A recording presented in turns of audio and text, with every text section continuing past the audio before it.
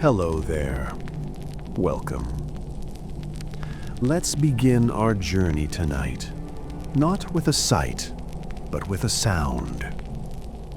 Take a slow, deep breath and just listen.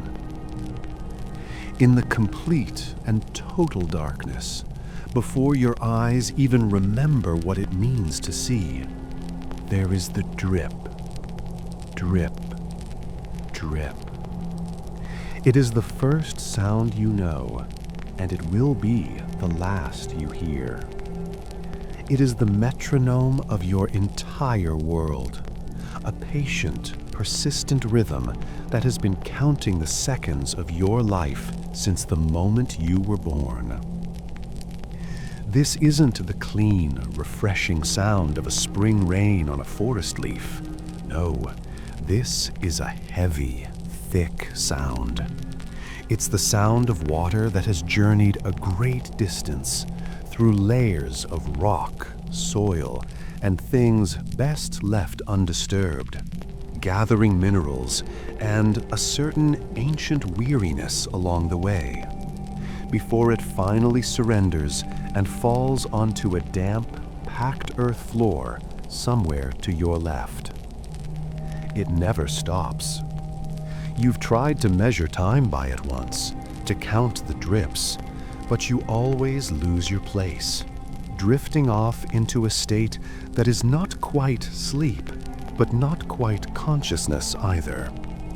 It is the sound of permanence, a quiet reminder that the cavern itself is alive and breathing and, in its own way, slowly weeping. It is the oldest and most faithful resident of your home. Now listen closer, beneath the patient rhythm of the water. There is another sound, a much softer, more chaotic one. It is the gentle, dry rustle of shuffling. It is the sound of dozens, perhaps hundreds, of other bodies stirring around you in the dark. It's the faint scrape of a bony shoulder against a dirt wall, the whisper of threadbare cloth moving over a rough-hewn sleeping pallet, the soft sigh of someone turning over on the cold ground. It is the sound of communal life, a single, sprawling organism waking in fragmented pieces. There is no privacy here, no separate rooms or closed doors. Your home is a single large burrow, and your family is everyone. The concept of personal space is a luxury you cannot even conceive of, an idea as alien as the sun. The shuffling is a language all its own. A quick, agitated rustle means a territorial dispute over a slightly drier patch of ground. A long, slow, drawn-out scrape is the sound of resignation, of a body too tired to even seek comfort. And then there are the smaller, wetter sounds mixed in. A stifled cough, a wet sniffle, the quiet, pitiful whimper of a young goblin having a bad dream. This symphony of quiet misery is your morning alarm, and it has no snooze button. As these sounds bring you further into the world, your other senses begin to stir. You feel it first, the cold. It's a deep, penetrating cold that seems to radiate from the ground itself, seeping through your thin clothes and into your very bones. The floor beneath you is not smooth. It is a lumpy, unforgiving surface of packed earth, embedded with countless small, sharp pebbles that have become intimate acquaintances of your ribs and hip bones over the years. You've learned to arrange your body in the hollows between the largest stones, a nightly exercise in anatomy and geometry. You might mistake it for a very specific type of therapeutic massage, one designed by a geologist with a particularly cruel sense of humor. There is no mattress, no pillow, no blanket to speak of. Your bedding is whatever you manage to scavenge. A pile of dryish moss, perhaps a tattered piece of burlap looted from a raid your grandparents were on. It offers little comfort, and over the course of the night, it absorbs the dampness from the ground, becoming a cold, clammy nest. This is your bed. It has cradled you every night of your life, and it will likely be your final resting place. The air itself has a texture, a weight. It's heavy, thick, and completely devoid of freshness. Breathing is not an unconscious act. It is a noticeable effort, like drinking from a thick, stale broth. And with that air comes the smell. Oh, the smell. It is the defining characteristic of your existence, a complex perfume woven from 3 distinct layers. The base note, the foundation of it all, is the scent of damp earth. It is not the pleasant, life-affirming smell of a freshly tilled garden.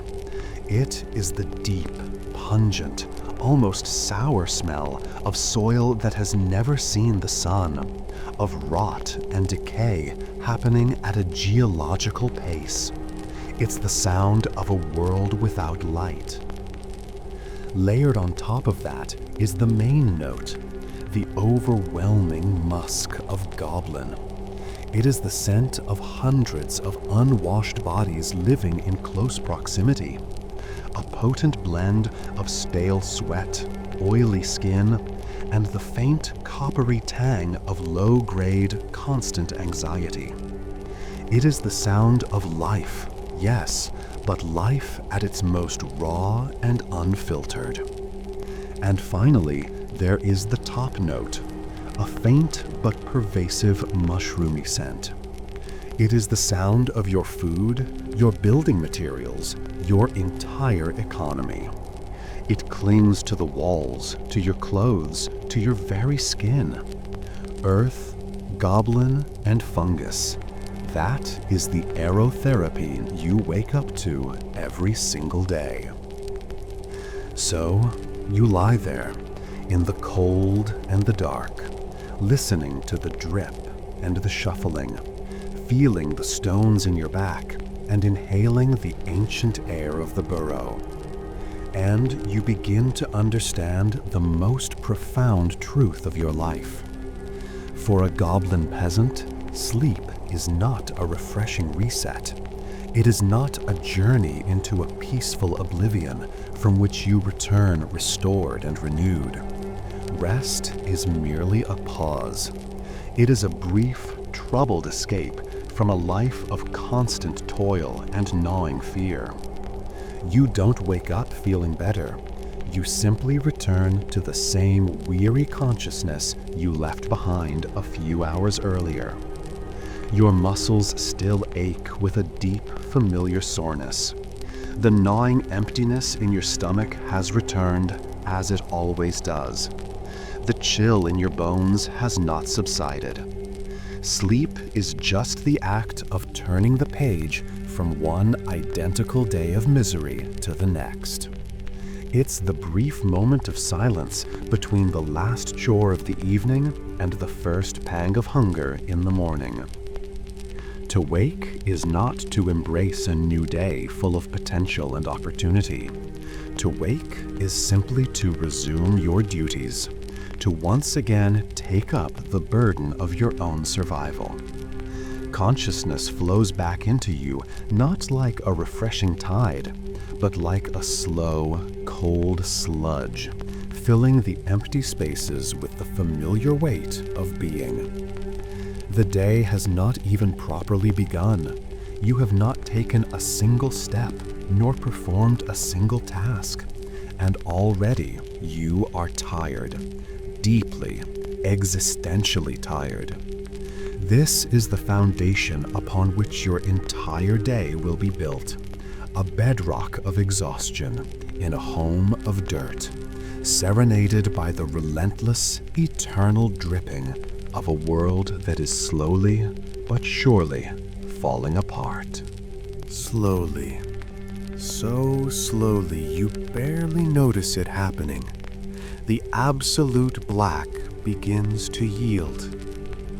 It doesn't break, it doesn't shatter, it simply softens at the edges, bleeding into a spectrum of profound and infinite grays. Your eyes, pupils blown wide in the permanent twilight of your home, begin the long and patient process of adjusting. You are not seeing light. You are simply perceiving the absence of total darkness. What gradually resolves itself is not a room. There are no corners here, no straight lines, no evidence of hammer or chisel. You are inside a vast, hollowed-out cavern, a geological yawn that was carved by millennia of seeping water, not by the hands of any mason. The ceiling is a myth, an abstraction lost in a thick, oppressive blackness far above. The walls are curved, organic, and weeping, slick with a thin sheen of perpetual moisture. And this cavern is full. It is teeming with life. As your vision sharpens, the lumpy, shifting landscape around you resolves into bodies. Dozens, perhaps hundreds of goblins are packed into this space, a living, breathing carpet of sinew and bone. From a distance, it might look almost like a single sprawling organism, a great tangled root system of arms and legs and hunched backs. There is no concept of a house, of a front door, of a cozy family home. Your home is this burrow. Your community is this heaving mass. And your family is defined not by bloodlines recorded in a book, but by proximity. It is the small cluster of bodies immediately around you. Your mother is the familiar, warm shape pressed against your back. Your siblings are the sharp elbows that dig into your side, the ones whose soft, wheezing snores are as familiar to you as your own heartbeat. A family unit is simply the group you huddle with, a small island of shared body heat in a vast, cold ocean of other goblins. It is a bond forged of necessity, a silent, unspoken pact to fight off the all-pervasive chill for one more night. And within this sprawling subterranean metropolis, there exists a rigid and unforgiving social fabric, a silent hierarchy that is as plain as a slap to the face. Location, location, location. That is the only rule that matters. The most coveted real estate, the absolute prime territory, is the very center of the burrow. It is the furthest point from any dripping stalactites, the area best insulated from the drafts that snake in from the entrance tunnels. Here, the ground is almost, but not quite, dry.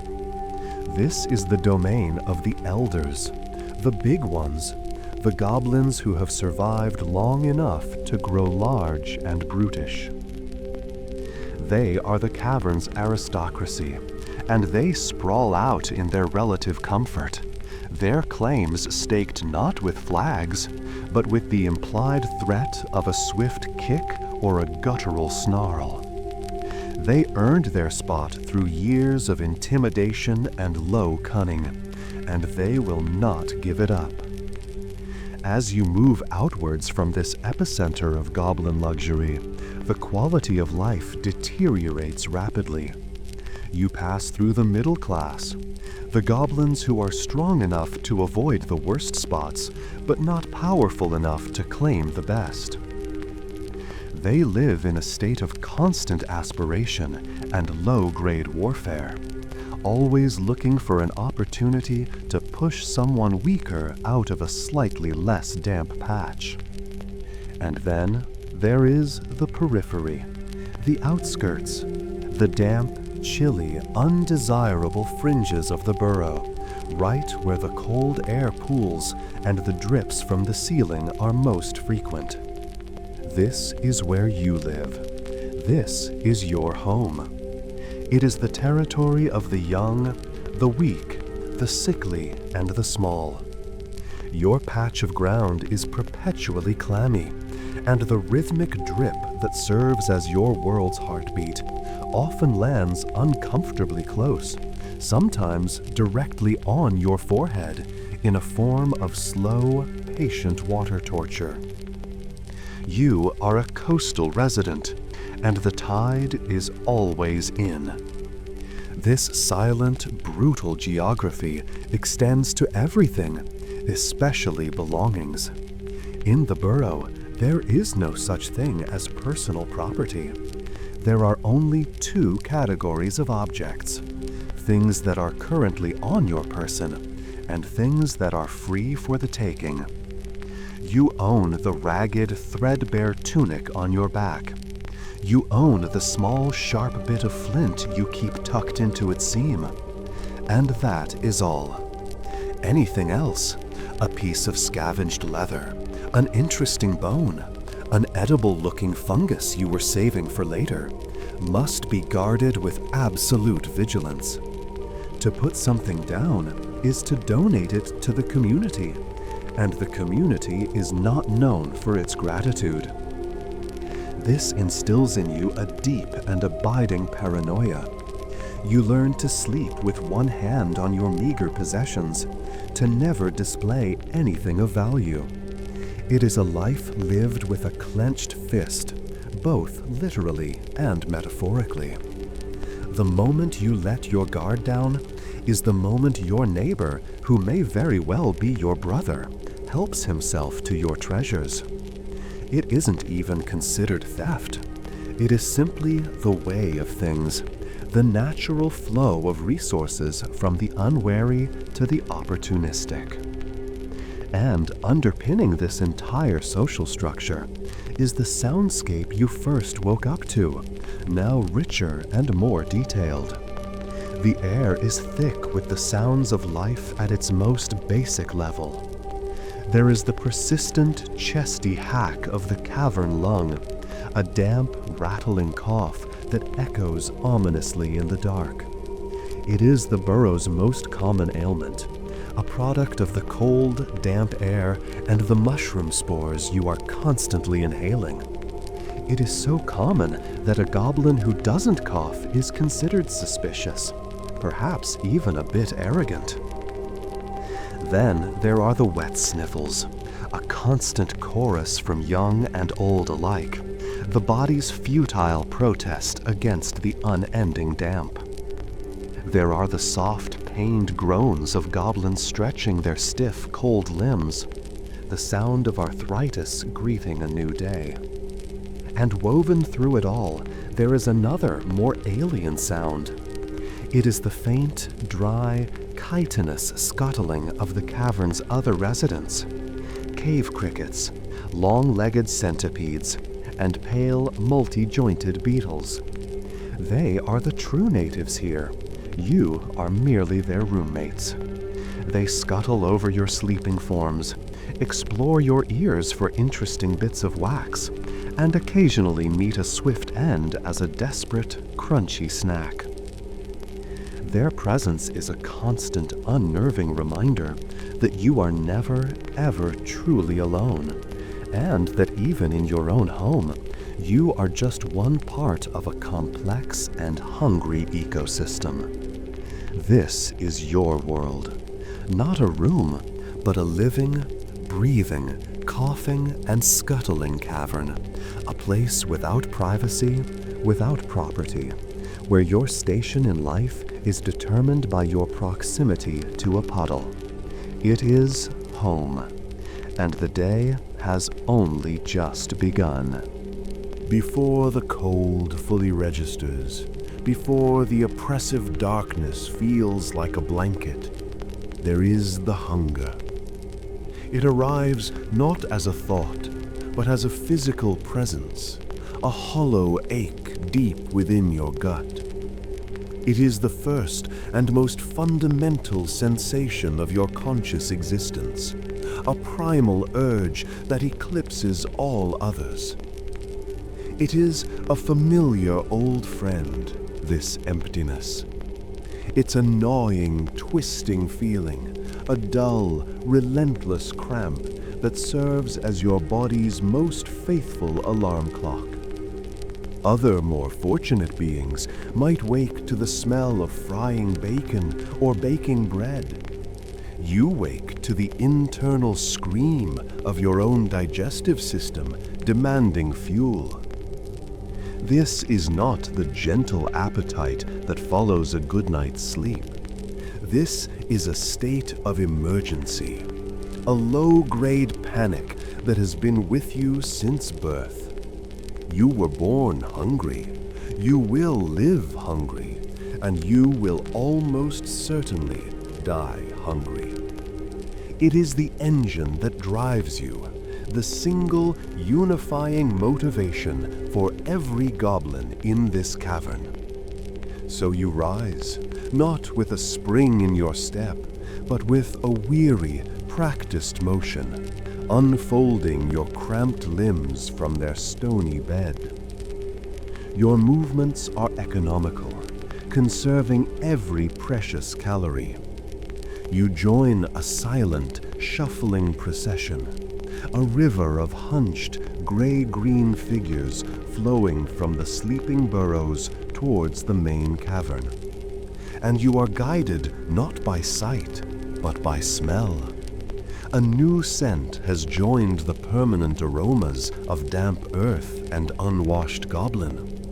It's a thin, steamy, slightly savory smell. It is the smell of breakfast. In the center of the main cavern, a great fire pit glows with a sullen, smoky light, casting long, dancing shadows on the weeping walls. Suspended over this fire is the source of all life in the morning, the cauldron. It is a vast, pot-bellied thing, hammered from scavenged sheets of iron and blackened by generations of soot and smoke. Its surface is dented and scarred, a testament to its long and storied service. This cauldron is the heart of your community, the closest thing you have to a sacred artifact, and bubbling within it is the morning gruel. Let us not be overly romantic about this meal. This is not a hearty porridge or a rich oatmeal. What you see is a thin, translucent, grayish slop, bubbling with a lazy, dispirited rhythm. It is a feast for the desperate, a culinary creation born entirely of necessity. The recipe is simple and unchanging. The base is boiled cave moss, a stringy, almost tasteless substance that provides bulk, if not much else. To this is added a healthy scoop of crushed lichens, scraped from the damper sections of the cavern walls, which gives the gruel its signature gray color and a faint peppery, almost mineral-like flavor. And for the protein, the secret ingredient that turns this from a mere vegetable broth into a meal fit for a peasant, there are the grubs. A handful of pale, wriggling cave grubs are tossed into the pot, adding a subtle richness and the occasional, slightly disconcerting, soft crunch. It is the pinnacle of subterranean cuisine, a perfectly balanced meal of things that grow in the dark and things that wiggle. The line for the gruel is an exercise in silent, tense patience. There is no cheerful chatter, no morning pleasantries. There is only the shuffling of feet, the occasional growled warning if someone gets too close, and the rhythmic glug glug glug of the simmering cauldron. The distributor of the meal is a large, sour-faced goblin with one good eye and a heavy wooden ladle, a position of immense power and prestige. He surveys the shuffling line with a look of profound boredom, his authority absolute. Now you must understand, for a goblin peasant of your low station, there are no bowls. There are no spoons. Such implements are a sign of status, reserved for the larger warriors or the skilled artisans who can fashion their own. You have only the tools you were born with. As you reach the front of the line, you extend your hands, cupping them together to form a small, fleshy, and slightly leaky bowl. It is a posture of supplication, a gesture you have perfected through thousands of repetitions. The ladle master grunts, scoops a measure of the gray slop from the cauldron, and with a practiced flick of his wrist, deposits it into your waiting hands. The heat is immediate and intense, a shock to your cold skin, but you do not flinch. To flinch is to spill, and to spill is to go hungry. Now the ritual of eating begins, and it is a race against time. You must get the gruel from your hands to your mouth as quickly and efficiently as possible. There is no savoring the flavor. There is not appreciating the texture. This is purely sustenance. You bring your cupped hands to your face and slurp, a loud, undignified sound that is music to your empty stomach. You tilt your head back, letting the warm, bland liquid run down your throat. You use your tongue to chase every last drop, to lick your palms clean of any lingering sustenance. The taste is exactly what you'd expect, bland, earthy, with a faint, chalky aftertaste from the lichen. It is not delicious. It is not disgusting. It is simply fuel. It coats your stomach, silencing the gnawing ache for a precious few hours. And all the while, you are vigilant. Your eyes dart around constantly. You eat with your back to a wall if possible, making yourself a smaller target. The moments after the gruel is served are the most dangerous. A larger, quicker, or simply more aggressive goblin might see you as an easy target, ready to slap the food from your hands and onto the floor, where it can be lapped up with impunity. It's the Cavern's version of a mugging, and it happens every single day. So you eat with a hunched, defensive posture, a quiet paranoia guiding your every slurp. There is no joy in this meal. There is only a brief, temporary victory against the ever-present hunger. Once the last drop is gone, you lick your fingers one final time, and the ritual is complete. The warmth spreads through your belly, a small, fleeting comfort in the cold morning air. You have eaten. You have survived the first trial of the day. And with that tiny, almost pathetic triumph, you are ready to face whatever comes next. The faint warmth in your stomach from the morning's gruel is a fragile and fleeting thing, a tiny candle flame in the vast, cold cavern of your being. You guard it jealously, for you know it will not last long. The moments after the morning meal are a strange, quiet lull, a collective pause in the machinery of goblin life. The gnawing hunger has been silenced, and the crushing weight of the day's labor has not yet descended. In this brief interlude, the cavern is filled with a low, ambient hum of activity. Goblins perform small, personal rituals. Some check the sinew bindings on their loincloths. Others use a shard of rock to scrape the mud from between their toes, a futile but necessary act of hygiene. A few engage in whispered, low-stakes trades, a smooth, flat stone for a particularly shiny beetle carapace, or the promise of a favor for a small, dried-up piece of fungus. It's a quiet, introspective time, a collective gathering of wits before the inevitable. There is no clock on the wall, no sun to mark the passage of time. Your day is not governed by the precise mechanical movements of gears and springs. It is measured by far more organic and far more terrifying means.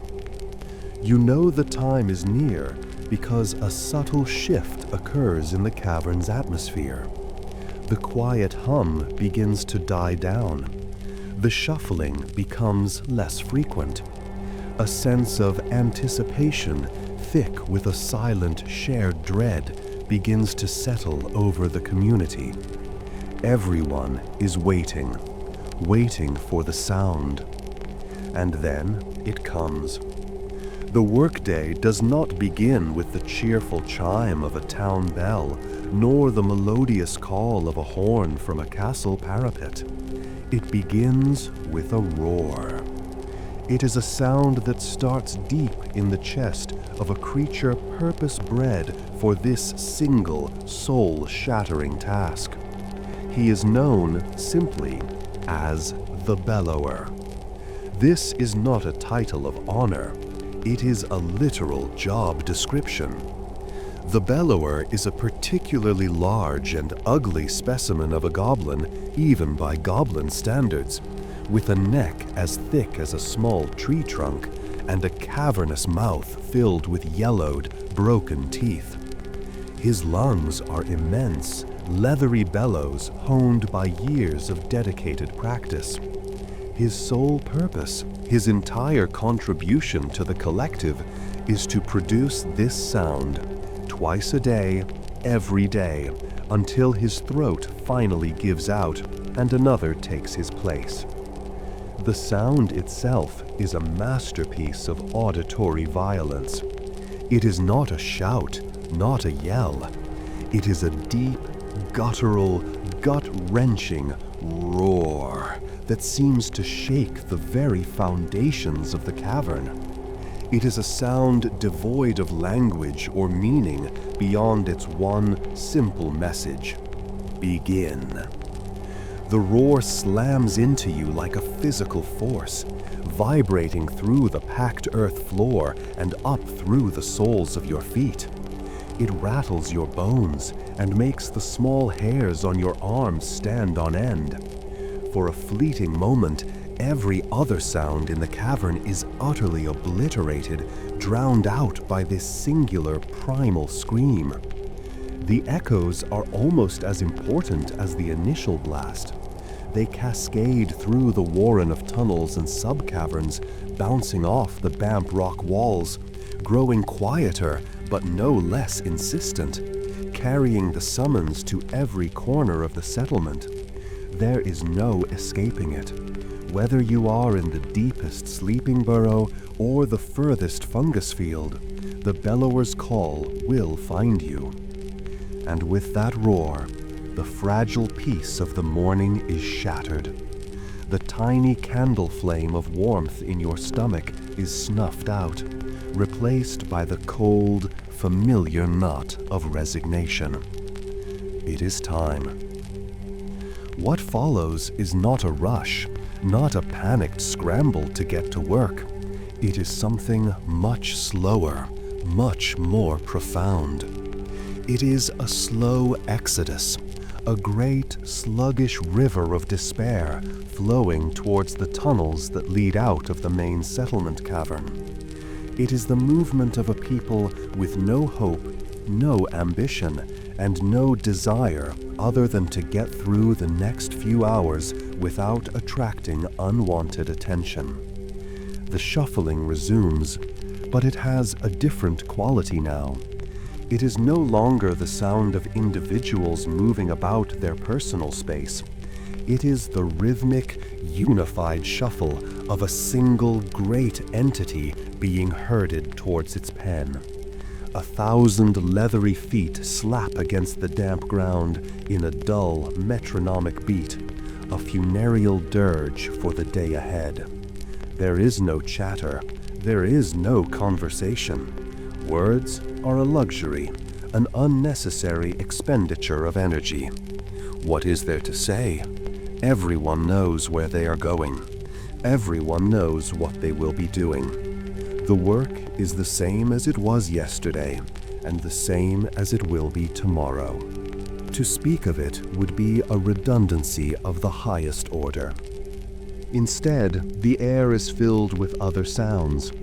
The quiet, wet coughs continue, a persistent underscore to the shuffling feet. There are low grunts as goblins hoist crude tools onto their shoulders. And there is the clinking. It is a sound unique to this time of day, a discordant, clattering music made by the tools of your trade. Crude pickaxes fashioned from sharpened stones tied to sticks knock against each other. Woven baskets made from tough reeds scrape along the ground. Digging claws made from the femurs of large cave lizards clack together. Each sound is a small, sharp reminder of the back-breaking, mind-numbing labor that awaits you at the end of this slow, sad parade. You are just one small drop in this river of green-gray misery. You find your place in the line, squeezed between the damp, smelly bodies of your kin. You keep your head down, your eyes fixed on the cracked heels of the goblin in front of you. To look up is to risk making eye contact, which could be misinterpreted as a challenge, an insult, or an invitation to be bullied. The safest path is the path of invisibility.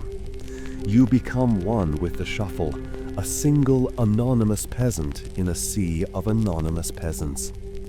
The procession files slowly past the bellower, who now stands silently by the cavern entrance, his duty done for the morning. He watches the departing throng with an air of detached satisfaction, like a farmer watching his livestock plod out to pasture.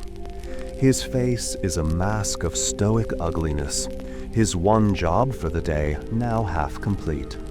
As you shuffle through the main entrance tunnel, the relative open space of the settlement cavern gives way to a more claustrophobic darkness. The air grows cooler and damper. The only light comes from the faint, phosphorescent glow of the fungi that coat the walls, casting everything in an eerie, sickly green light. It is a world painted in shades of rot and decay. This tunnel is the throat that is swallowing you, delivering you from the relative safety of your home into the belly of the working world. The shuffling continues. The clinking echoes. The coughing persists. It is the sound of a society that has been stripped down to its barest essentials, survival and servitude. There is a strange, almost meditative quality to this slow march. It is a time to empty your mind, to push away any thoughts of comfort or escape. Such thoughts are dangerous. They are a poison that can make the day unbearable. The key to survival is acceptance. You accept the cold. You accept the hunger. You accept the futility of your labor. You accept the roar of the bellower and the long, slow shuffle that follows. You are a cog in a great, inefficient, and profoundly sad machine. And as you emerge from the tunnel into the vast, damp cavern of the fungus fields, you take a slow breath of the spore-thick air and prepare yourself. The day has truly begun. The slow, shuffling march from the main burrow deposits you and your fellow peasants into a large, antechamber-like cavern, a kind of staging area for the day's labor.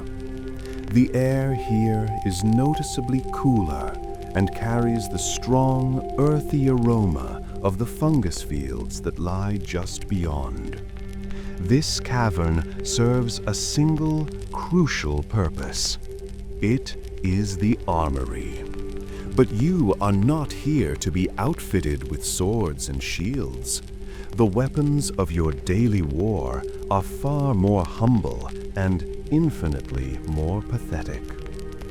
At the far end of this chamber sits another important figure in the goblin hierarchy, the tool master.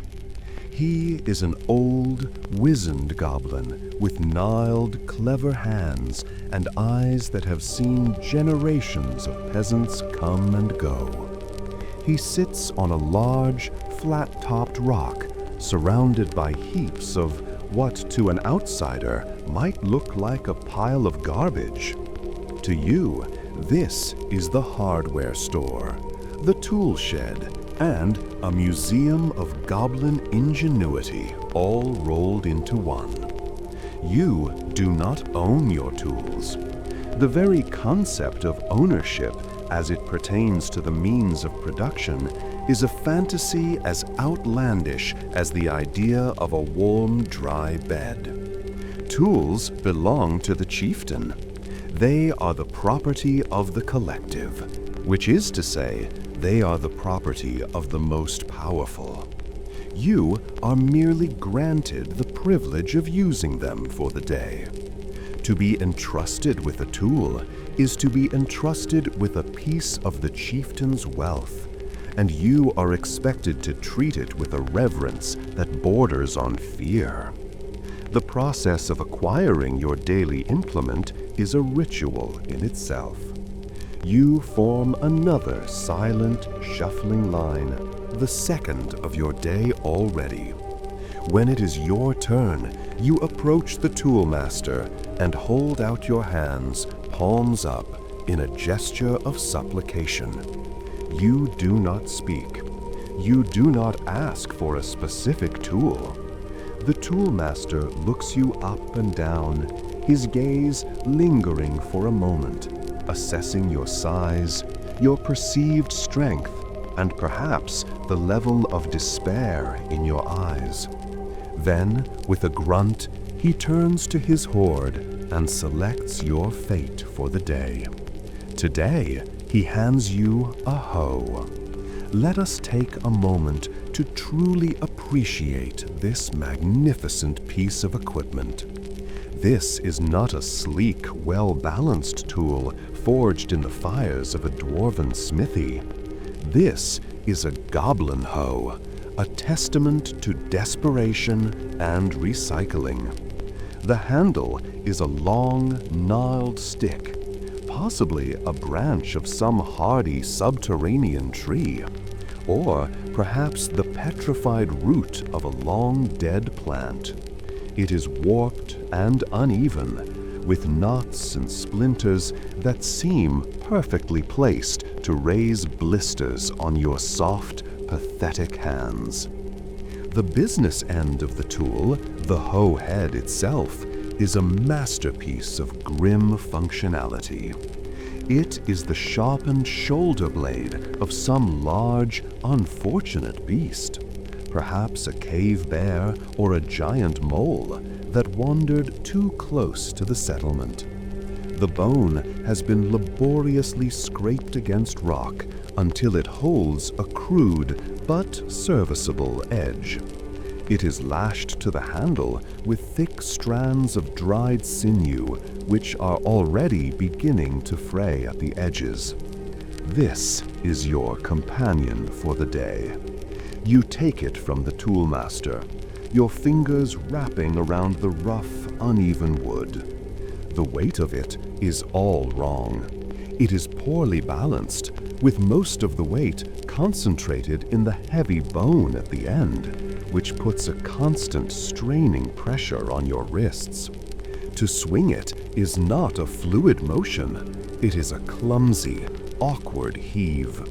The hoe feels less like an extension of your body and more like a stubborn, unwieldy parasite you are forced to drag around. As you step away, you glance at the tools given to your fellow peasants, a silent inventory of the day's suffering.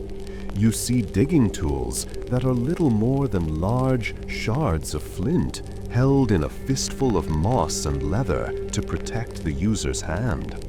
You see crude baskets for harvesting, woven from tough, thorny reeds that will undoubtedly scratch and tear at the skin. You see scrapers used for clearing invasive molds, which are simply the flat, serrated jawbones of cavefish.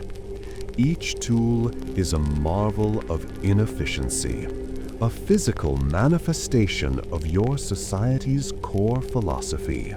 Why make something easy when you can make it agonizingly difficult? Every task you perform will be made twice as hard, twice as slow, and twice as painful because of the pathetic quality of your equipment. The sharpened bone of your hoe will catch on tough roots. The sinew bindings will loosen throughout the day, requiring you to stop and painstakingly retie them with clumsy, cold fingers. The splintery handle will work its way into your skin, a constant, nagging irritation. This is not by accident, it is by design. Better tools are reserved for the stronger, more valuable members of the collective. The chieftain's warriors might have crude but effective iron-tipped spears. The artisans who carve the chieftain's idols might have finer, sharper chisels. But for you, the peasant, the disposable drone, this legacy of broken things is all you will ever know. Your tool is a constant, tangible reminder of your place in the world. It says, you are not important enough for a proper handle. Your hands are not valuable enough to be protected from splinters. Your time is not precious enough for an efficient blade. It is a weight in your hands, but it is also a weight on your soul. It is the physical embodiment of the phrase, good enough. And for a goblin peasant, good enough is a standard that hovers just barely above completely useless. Clutching your sad, awkward hoe, you join the final leg of the morning's procession, a short walk from the armory into the vast, open cavern of the fungus fields. The sheer scale of the place is breathtaking, in a miserable sort of way. It stretches further than your eyes can see, a great gray expanse dotted with millions of pale, ghostly white fungi, all bathed in the eerie, green glow of the phosphorescent moss that coats the high, unseen ceiling. This is your office. This is your field of toil. And the awkward, heavy, splintery, bone-bladed hoe in your hands is the only thing standing between you and the wrath of the overseer. You find your designated patch of muck, the plot you will tend until the bellower roars again to signal the day's end. You take a deep breath, the air thick with the smell of damp earth and decay. You raise the hoe. It feels heavier now than it did just a few moments ago. With a grunt that is part effort and part despair, you bring it down. The bone blade bites into the thick, sludgy ground with a sickening, wet thump, and your workday begins. The legacy of broken things is now in your hands, and you have a long, long day of breaking your own body with it.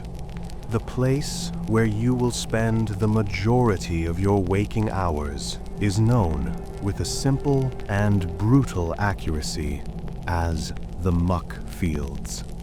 Forget any pastoral images of rolling green hills or sun-drenched amber waves of grain. Your workplace is a vast, sprawling cavern, a subterranean landscape of profound and eternal twilight.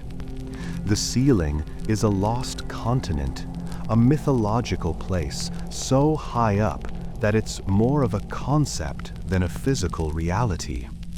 The only light here comes from the walls and ceiling themselves, which are coated in thick, velvety patches of phosphorescent moss. This moss casts a dim, spectral, green and blue glow over everything, a light that seems to absorb sound and warmth, bathing the world in a silent, ghostly aquarium ambiance. It is a light that does not nourish, it only reveals. And what it reveals is the muck. The ground beneath your feet is not soil, not in any traditional sense.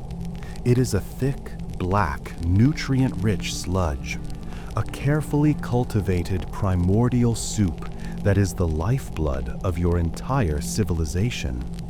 The recipe for this sludge is a closely guarded secret of the fungus farmers, passed down through generations. It is a foul and potent cocktail, a combination of composted organic matter, the collective waste products of the entire goblin settlement, and thick, viscous mud harvested from the deepest, wettest parts of the cave system. The smell is powerful.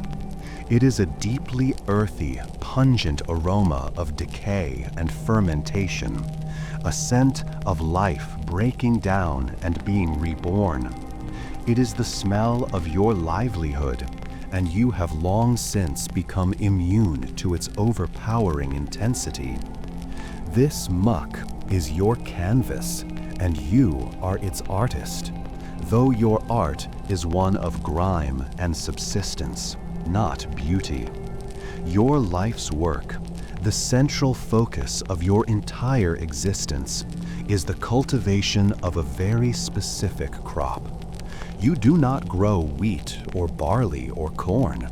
You grow the glimmercap, a pale, almost translucent fungus that is the primary food source for your people.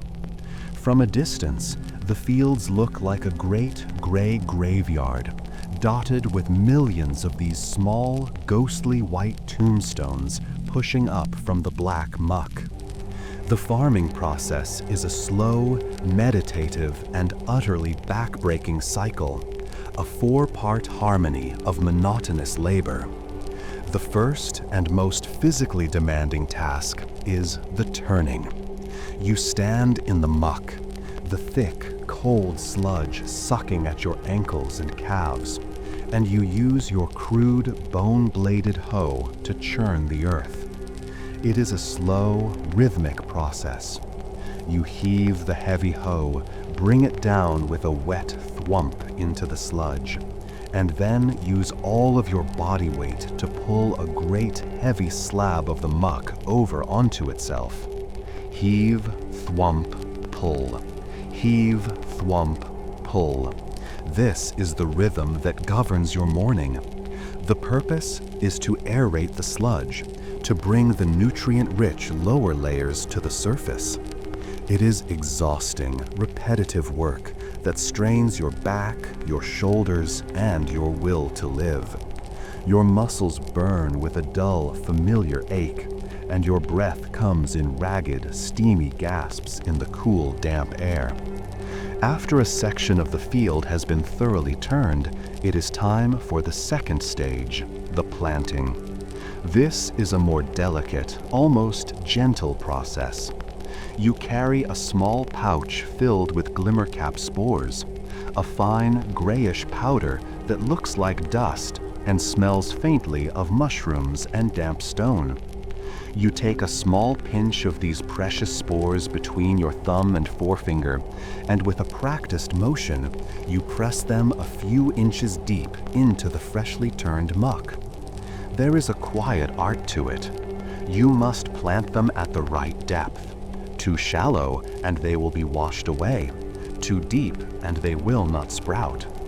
You move slowly down the rows, your body hunched over, your focus entirely on the feel of the sludge and the placement of the invisible life-giving dust.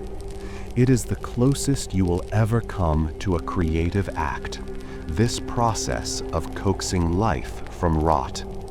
The third part of the cycle is the weeding, a constant, unending war against nature's relentless desire for chaos. Your carefully cultivated glimmercap fields are a tempting buffet for a host of invasive species. There are the creeping, hairy molds that spread in vibrant, sickening shades of orange and purple, which can choke out an entire crop in a matter of hours. There are the tough, rubbery shelf fungi that try to take root, stealing precious nutrients from the muck. You spend hours on your hands and knees, armed with a scraper made from a fish's jawbone, painstakingly removing these intruders. It is a tedious, frustrating task. For every patch of mold you scrape away, another seems to appear a few feet away. It is a battle you can never truly win, only fight to a temporary stalemate. But your war is not only against competing fungi. The Muck-Fields are a thriving ecosystem, and you are not at the top of the food chain. The fields are home to a host of pests, creatures drawn by the promise of a rich and easy meal. The most common of these are the cave slugs. These are not the small, harmless creatures you might find in a garden. These are monstrous, pale, gelatinous beasts, some as long as your forearm, that glide silently through the muck, leaving shimmering trails of slime in their wake. They are voracious eaters, capable of devouring a dozen young glimmercaps in a single feeding. Your only defense is a sharp poke with your hoe or a swift, heavy stomp, which results in a disgusting, squelching pop and a splash of foul-smelling goo. Then there are the centipedes, giant, armored, multi-legged horrors with glistening black carapaces and wickedly sharp mandibles. They hunt the slugs, which is a small blessing, but they are also fiercely territorial and possess a venomous bite that can cause swelling, fever, and days of missed labor, for which there is no sick pay. You learn to give them a wide berth, to watch for the telltale rustle in the muck that signals their approach. The quiet, monotonous work is punctuated by these brief moments of terror and disgust, a constant reminder that this field is not truly yours. You are merely its caretaker, its janitor, and one of its many inhabitants. Finally, there is the fourth stage, the only part of the process that brings a flicker of something resembling satisfaction. When the glimmercaps are mature, their pale, smooth heads just wide enough to fill your palm, it is time to pick them. You move through the rows, your woven reed basket on your back, and with a gentle twist and pull, you pluck the fungi from the muck. The motion is practiced, efficient. Twist, pull, toss into the basket. Twist, pull, toss. The basket grows heavier on your back, a tangible measure of your day's accomplishment. This is the fruit of your labor, the stuff that will become the gray, life-sustaining gruel in the communal cauldron. This is your contribution, your purpose. You are a muck farmer. You are a tender of the eternal rot, a warrior against the encroaching slime, a midwife to the pale, silent crop that keeps your people alive. It is a life of unending, monotonous, physically taxing labor, performed in a cold, dim, stinking cavern. And as you hoist your heavy basket, its contents destined for someone else's table, you feel a profound sense of something. It is not pride. It is not joy. It is the quiet, weary, and deeply unsatisfying knowledge that you have done your job. You have fed the collective, and tomorrow you will wake up and do it all over again. The Muck-Fields are a world unto themselves, a self-contained ecosystem of toil and decay. But this world is not a democracy, nor is it a gentle anarchy. It is a kingdom, and it has a king. He does not wear a crown of gold or sit on a throne of polished stone. His crown is a permanent, greasy sheen of sweat on his brow, and his throne is the entire sprawling cavern. He is the overseer. You don't know his name, or if he even has one. He is simply the overseer, a title as absolute and unquestionable as the chieftain himself. He is a goblin, like you, but he seems to be carved from a denser, meaner grade of material. He is larger than the rest of the peasants, his size a result of years of receiving a slightly larger share of the evening gruel, a reward for his unwavering cruelty. His shoulders are broad and hunched, his arms thick with corded muscle, and his face is a mask of perpetual, simmering rage. He patrols the fields with a slow, deliberate gait, his heavy footfalls making sucking, menacing sounds in the thick muck. In his hand, he carries his scepter of office, a short, thick club made from a dense, dark wood, polished smooth by the grease and sweat of his palm. This club is his voice, his dictionary, and his entire philosophy of management, all rolled into one. The overseer does not speak much. Words are, for him, an unnecessary complication. Why waste breath on a lengthy explanation of expectations when a single, well-aimed glare can convey the same information with far greater efficiency?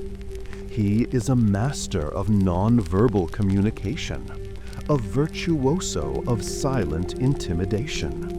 His entire language is composed of glares, grunts, and the occasional sharp rap of his club. A long, hard stare is a warning. Your pace is slowing. Your work is sloppy. A low, guttural grunt is a sign of displeasure, an indication that you have been spotted pulling a weed with insufficient vigor. And the club, The club is for when all other forms of communication have failed. It is the exclamation point at the end of a silent sentence. If he sees you leaning on your hoe for a moment too long to catch your breath, or stopping to scratch an itch, you will not hear a lecture on productivity. You will feel a sudden, sharp, explosive pain as the club connects with your knuckles, your shoulders, or the back of your legs. The strike is swift, precise, and delivered without a word. It is not an act of anger. It is an act of correction, as impersonal and methodical as a farmer pruning a branch. He is not punishing you. He is merely calibrating his workforce. The result of this constant silent surveillance is a quiet, pervasive tension that hangs over the Muck-Fields as thickly as the spore-filled air. It is a low-grade, unending anxiety, a background hum of fear that becomes a part of your daily existence. You learn to live within it, to breathe it in and out. It sharpens your senses. You develop a kind of sixth sense, an acute awareness of the overseer's location at all times. You don't need to see him to know where he is. You can feel his presence. You can sense the subtle shift in the work rate of the goblins in his vicinity, a slight increase in the tempo of their thwomping hoes and frantic scraping. You learn to interpret the sounds of his footsteps in the muck. The slow, steady rhythm means he is on his regular patrol, while a sudden stop means he has found a target. Your entire posture becomes an exercise in defensive labor. You keep your head down, your eyes fixed on the small patch of muck directly in front of you. This is your entire world. To look up, to gaze around the cavern, is to invite scrutiny. It is an admission of a wandering mind, and a wandering mind is an unproductive mind. So you focus on the task at hand with a meditative intensity. The swirl of the muck as your hoe turns it, the pale, fragile stem of a glimmercap, the vibrant, sickly orange of an invasive mold. These are the only things you allow yourself to see. Eye contact is the ultimate taboo. You never, ever make eye contact with the overseer. To meet his gaze is to challenge him, to acknowledge his power in a way that is far too direct, far too intimate. It is to step out of the anonymous mass of laborers and to become an individual. And in the Muck-Fields, individuality is a dangerous and punishable offense. If you feel his shadow fall over you, you do not look up. You simply work harder. Your movements become slightly faster, more deliberate. Your hoe bites a little deeper into the sludge. You are communicating with him in the only language he respects, the language of toil. You are saying, "See, I am working. I am productive. I am not a problem. Please move on." This constant low-level fear is exhausting, more draining in some ways than the physical labor itself. It is a psychological weight, a burden of oppression that you carry on your shoulders alongside your harvesting basket. It seeps into your bones, making your muscles heavier, your breath shorter. It creates a culture of mutual suspicion among the peasants. You cannot afford to be seen talking or commiserating with your neighbor, for such an act could be misinterpreted as conspiring, as plotting, as slacking. So you work in silence, 100 isolated individuals toiling side by side, united only by your shared misery and your common fear of the goblin with the club. There are no heroes here. There is no one who stands up to the overseer, no one who questions his authority. Such an act would be suicide. It would be met with a swift, brutal, and public beating that would serve as a chilling lesson to anyone else with delusions of grandeur. The system works because it is built on a foundation of perfect, unspoken understanding. The overseer's job is to enforce the will of the chieftain and ensure the harvest is plentiful. Your job is to work until you are told to stop. This is the unspoken law of the fields, a contract written not in ink, but in the dark, fertile muck.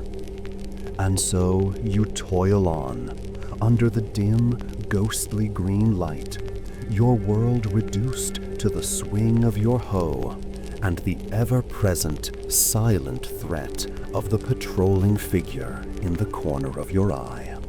He is the ghost in your machine, the quiet tension in the air, the king of this foul and stinking kingdom, and his reign is absolute.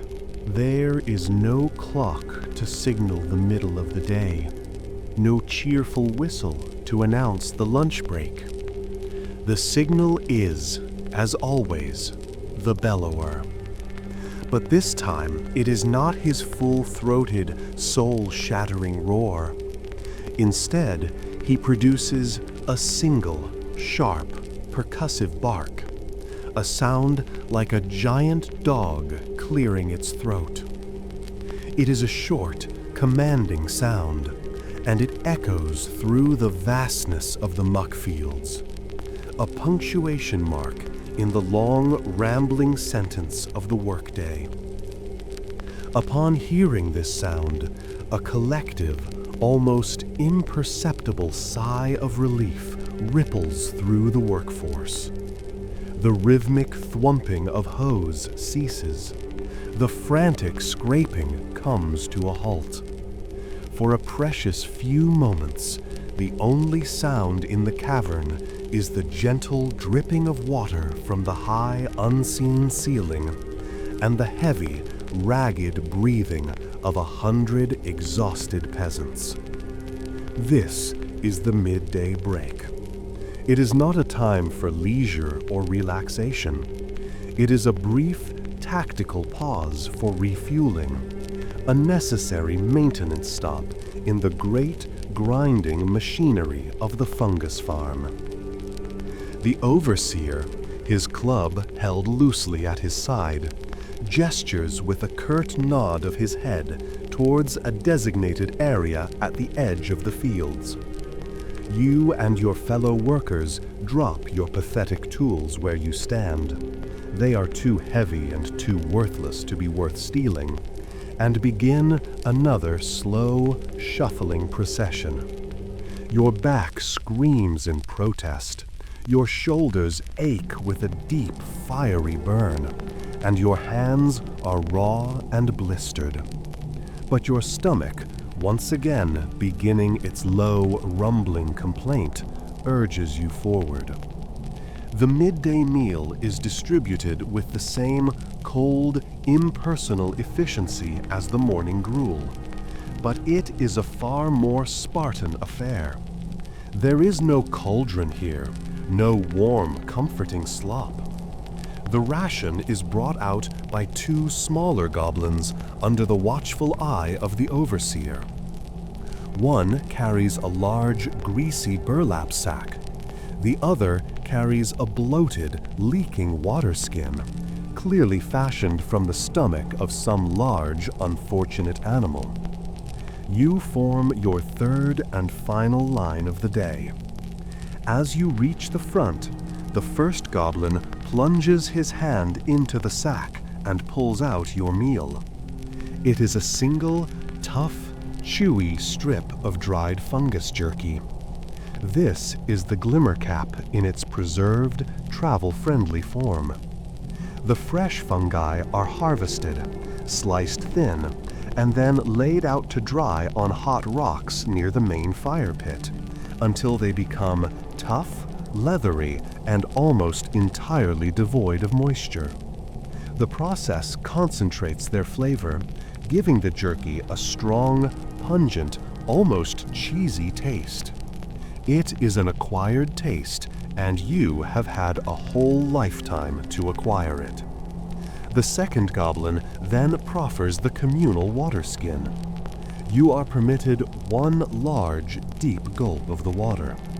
It is brackish, lukewarm, and carries the distinct metallic taste of the stagnant cistern from which it was drawn, along with the faint, unpleasant flavor of the cured stomach it's been sloshing around in.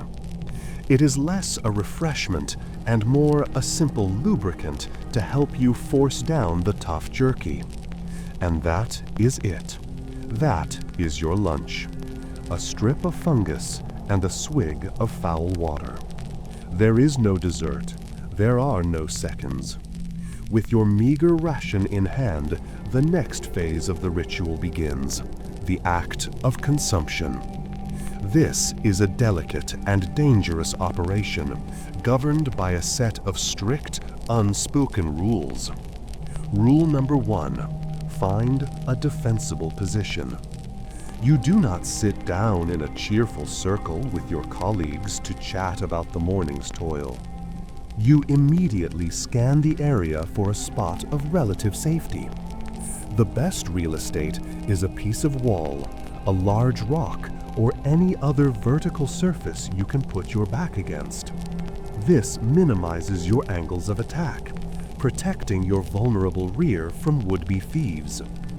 You find a damp, slimy patch of cavern wall and slide down into a sitting position, your knees drawn up to your chest. Rule number 2, eat quickly, but not too quickly. You must get the food into your stomach as efficiently as possible, but you must not give the impression that you are savoring it. To look like you are enjoying your meal is to advertise its quality, and this can attract unwanted attention. So you adopt a posture of grim determination. You tear at the tough, leathery jerky with your teeth, your jaw muscles working hard. The jerky is incredibly chewy, a feature that is both a blessing and a curse. It forces you to eat slowly, prolonging the sensation of having food, but it also means the precious morsel is out in the open for a longer period of time. Each chew is a calculated risk. All around you, the same silent, tense drama is playing out. Goblins are hunched over, their bodies curved around their small rations, their eyes darting about with a nervous, feral energy. The greatest danger during this break is not the overseer. He is content to stand back and let the grim ballet of survival play out. The greatest danger is the goblin sitting 5 feet away from you. He is just as hungry, just as desperate as you are, and his jerky might be slightly smaller than yours, or perhaps he dropped his in the muck. His eyes might flick towards your ration, his gaze lingering for a fraction of a second too long. This is the moment of truth. You meet his gaze, but only for an instant. It is not a challenge. It is a flat, dead-eyed stare that says, "This is mine. I have it. You do not. Do not even think about it." Sometimes a stare is not enough. A larger, bolder goblin might decide to take his chances. He might stand up and begin to walk towards a smaller, more timid-looking peasant. The air grows thick with tension. Every goblin in the vicinity stops chewing, their eyes fixed on the unfolding drama. This is the midday entertainment. The predator approaches his prey, a low growl rumbling in his chest. The smaller goblin has two choices. He can surrender his jerky, a humiliating but safe option, or he can fight. Fighting is risky. It will attract the attention of the overseer, who will likely end the dispute by clubbing both participants and confiscating the food for himself. Most of the time, the smaller goblin simply drops the half-eaten jerky and scurries away. The victor snatches it up, stuffs it in his mouth, and the natural order is restored. You have seen this happen 1,000 times. You have been the victim. You have, on a few rare occasions when you felt bold, been the aggressor. It is the simple, brutal economics of the Muck-Fields. And so you eat. You chew the tough, flavorful fungus, ignoring the grit of sand that is inevitably embedded in it. You swallow the foul-tasting water, feeling it wash the dusty crumbs down your throat. You do not taste the food. You only process it. It is fuel. It is calories.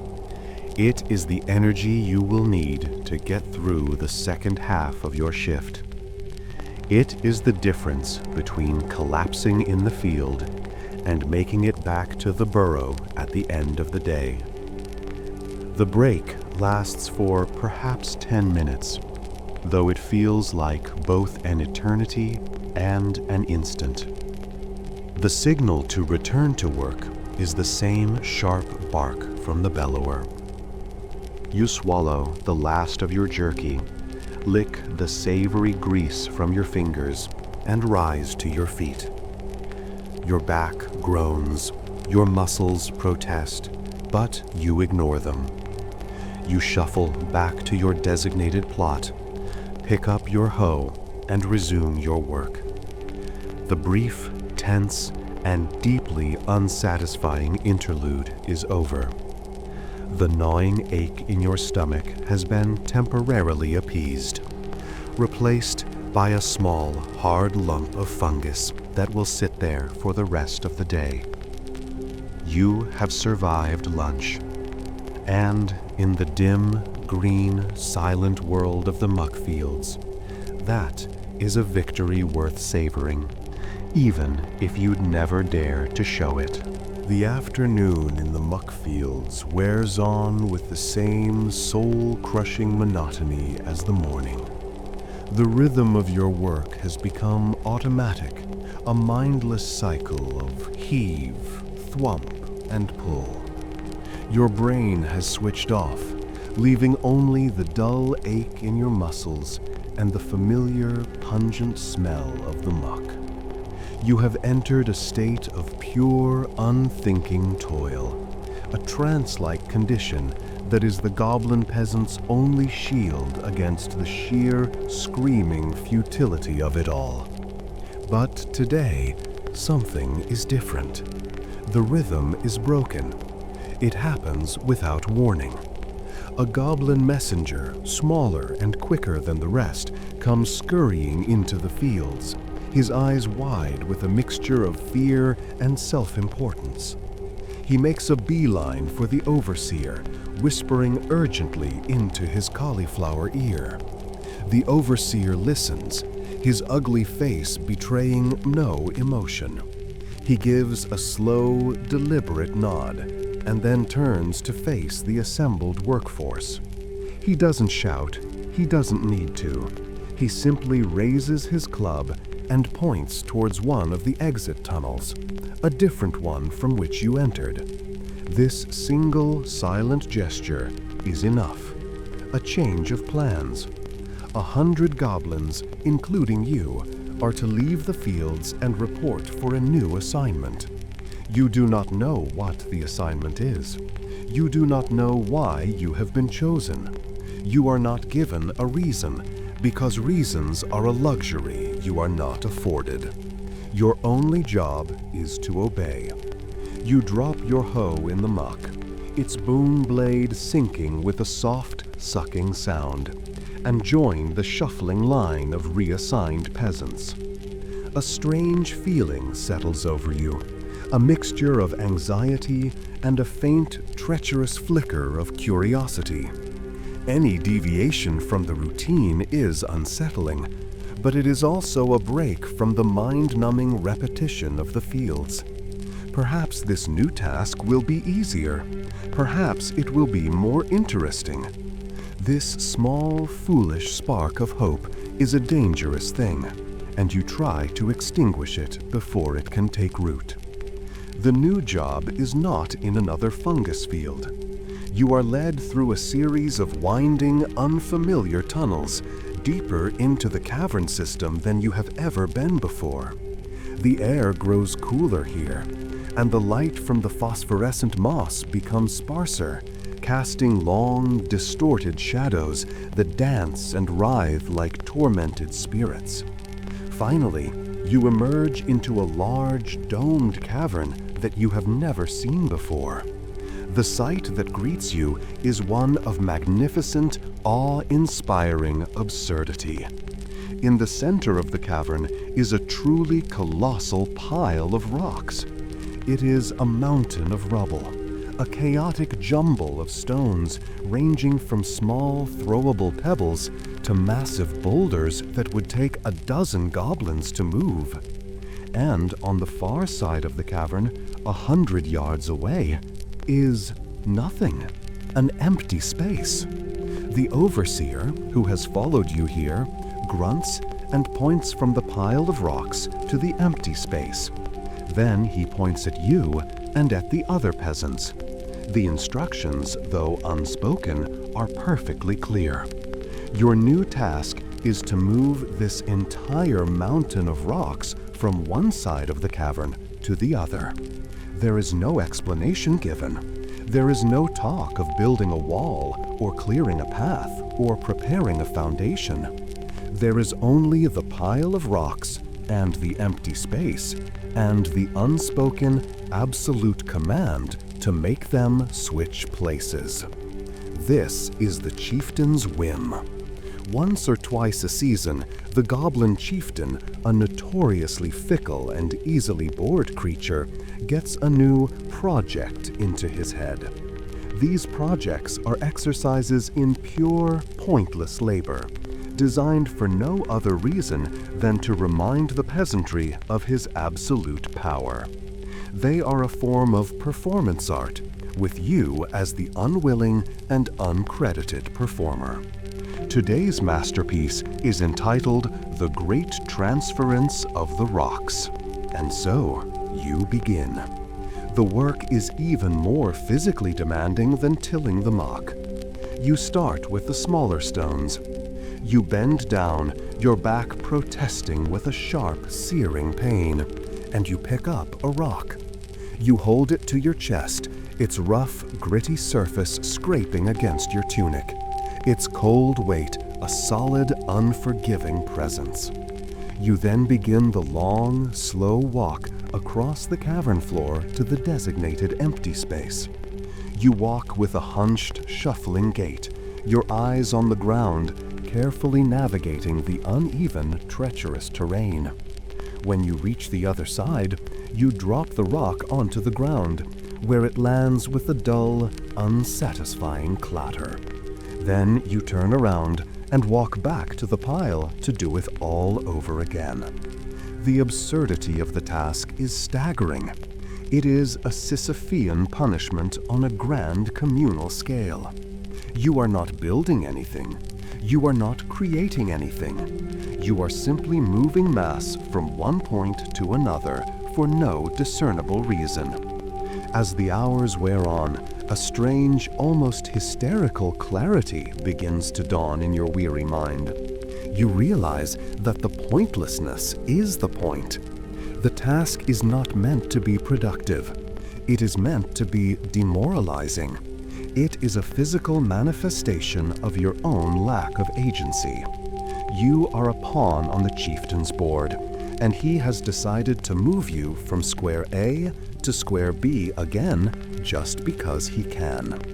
You and your fellow peasants work in a grim, determined silence, a silent army of entropy.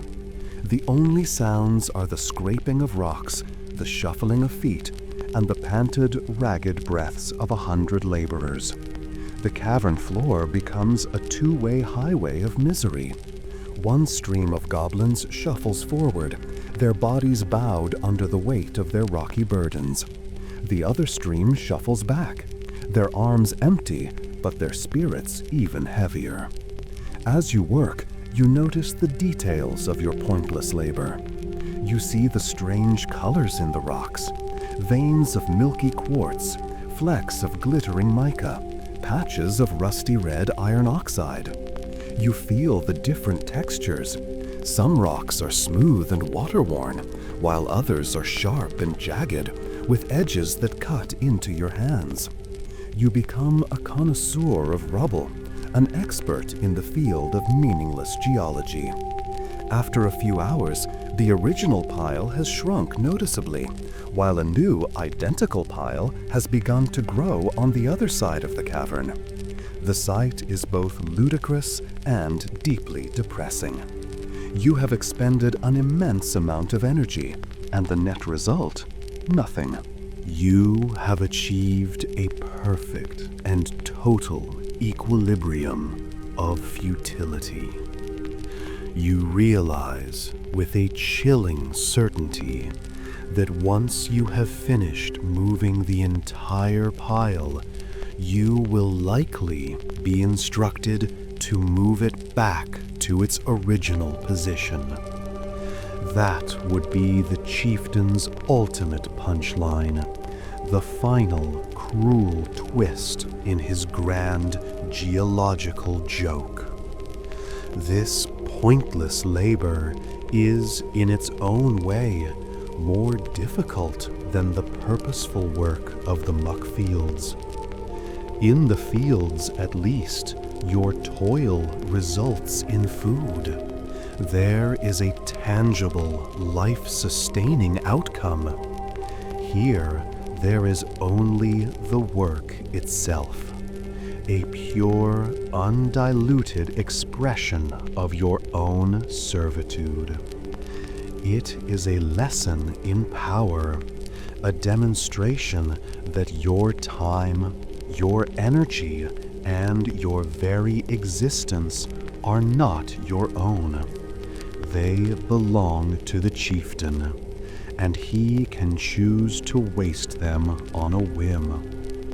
And so you continue your work, a single insignificant goblin in a long, sad line of insignificant goblins, moving a mountain one stone at a time for no reason at all. Your hands are bloody, your back is on fire, and your spirit is as ground down as the dust under your feet. This is the true nature of your existence. Not just the hardship, not just the hunger, but the profound, soul-crushing absurdity of it all. You are not just a peasant. You are a prop in a mad king's theater of the pointless. And the show must go on. The second, final bark of the bellower echoes through the cavern of pointless labor, a blessed, welcome sound that releases you from your lithic torment. The chieftain's whim has concluded for the day. You drop the heavy rock you were carrying, letting it fall with a thud of finality, and you do not look back. The great pile of stones, now partially relocated, stands as a silent monument to the utter absurdity of your afternoon. You turn and join the shuffling, exhausted procession heading back towards the main burrow, a river of spent bodies flowing home. The journey back is different from the morning's outbound march. The silence is deeper, heavier. It is the silence of profound, bone-deep exhaustion. Your body is a symphony of aches and pains. Your back is a single, solid sheet of fire. Your hands are raw, your muscles tremble with fatigue, and your mind is a barren, empty landscape. You are too tired to feel despair, too drained to feel anger. There is only the shuffle, the slow, rhythmic placing of one foot in front of the other. But as you walk, a subtle transformation takes place. A different part of your brain, a more ancient and deeply ingrained part, begins to stir. The stupor of manual labor gives way to a state of quiet, hyper-vigilant awareness. Your focus shifts from the abstract misery of your existence to the concrete reality of the ground beneath your feet. This is the activation of the scavenger's eye. To be a goblin is to be a born scavenger. It is your nature, your defining characteristic, your greatest and most necessary skill. While other races might look to the heavens for inspiration or to the future for hope, a goblin's world is the ground, the floor of the cavern, the dirt path, the rubbish heap behind the cooking fire. This is your book of scripture, your shopping mall, and your art gallery, all in one. Your eyes, which were downcast all day out of fear and submission, are now downcast out of habit and intense focus. They are constantly scanning, sweeping back and forth, missing nothing. You are not looking for anything in particular. You are simply looking for anything that is not dirt or rock. You are looking for the anomalous, the out of place, the discarded.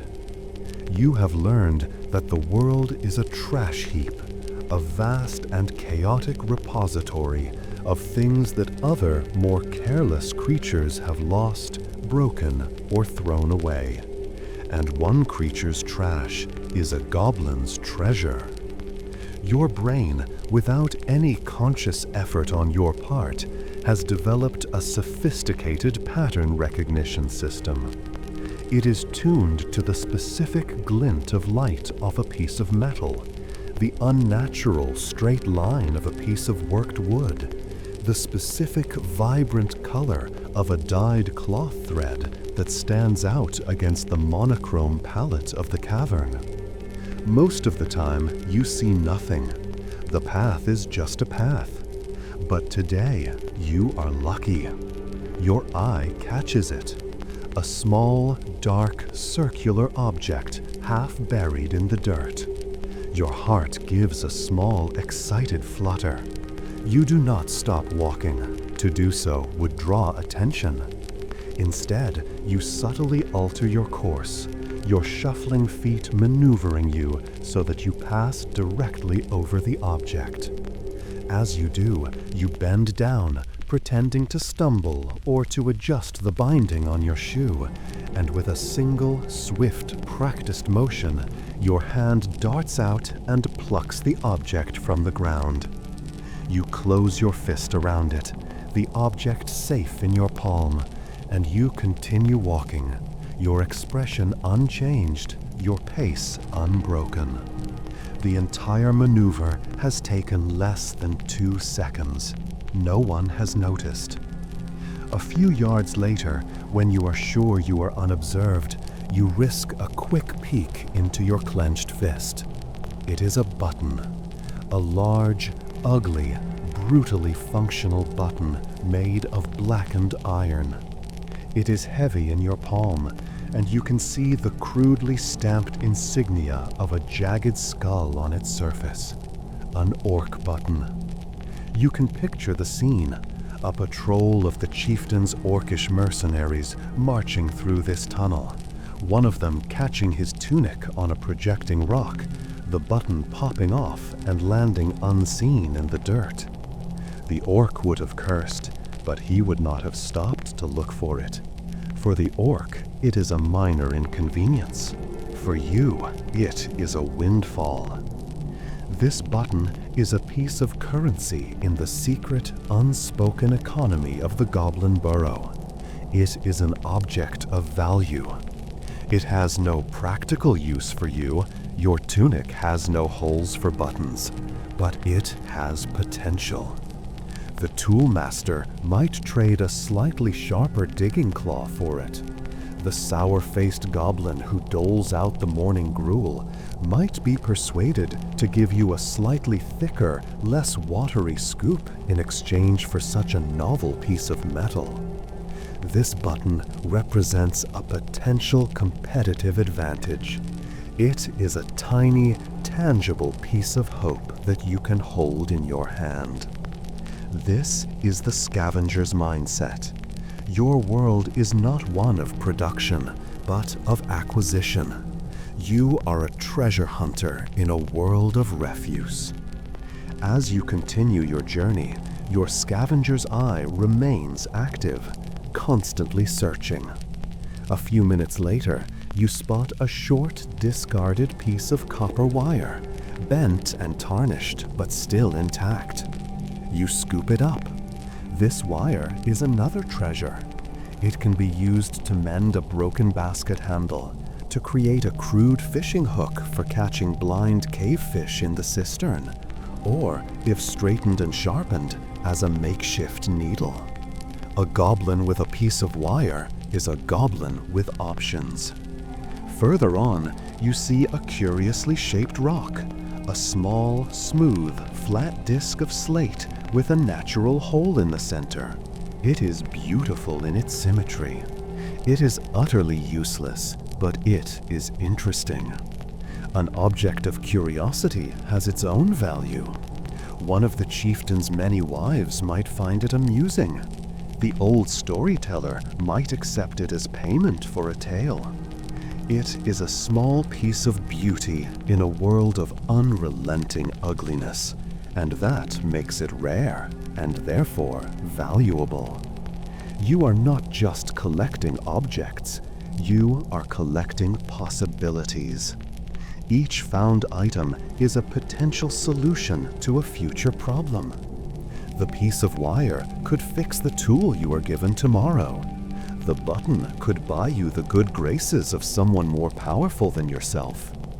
The pretty rock could be traded for a moment of distraction from your bleak reality. This secret economy is the only aspect of your life where you have any real agency. The chieftain may command your labor. The overseer may command your body. But the scavenger's eye is yours and yours alone. It is a small act of rebellion, a way of carving out a tiny niche of personal enterprise in a world of absolute collectivism. It is a declaration that even at the bottom of the social ladder, it is possible to get ahead, one piece of garbage at a time. By the time you reach the main burrow, your small, clenched fist contains your haul for the day. One iron orc button, one piece of copper wire, and one pretty, useless rock. It is not much, but it is more than you had this morning. You have ended the day with a net profit. You will hide these treasures in a small, secret hole you have dug in the wall behind your sleeping spot, your personal, subterranean safety deposit box. As you curl up to sleep, the sharp edges of the button and the wire pressing against your palm. You feel a faint, unfamiliar sensation.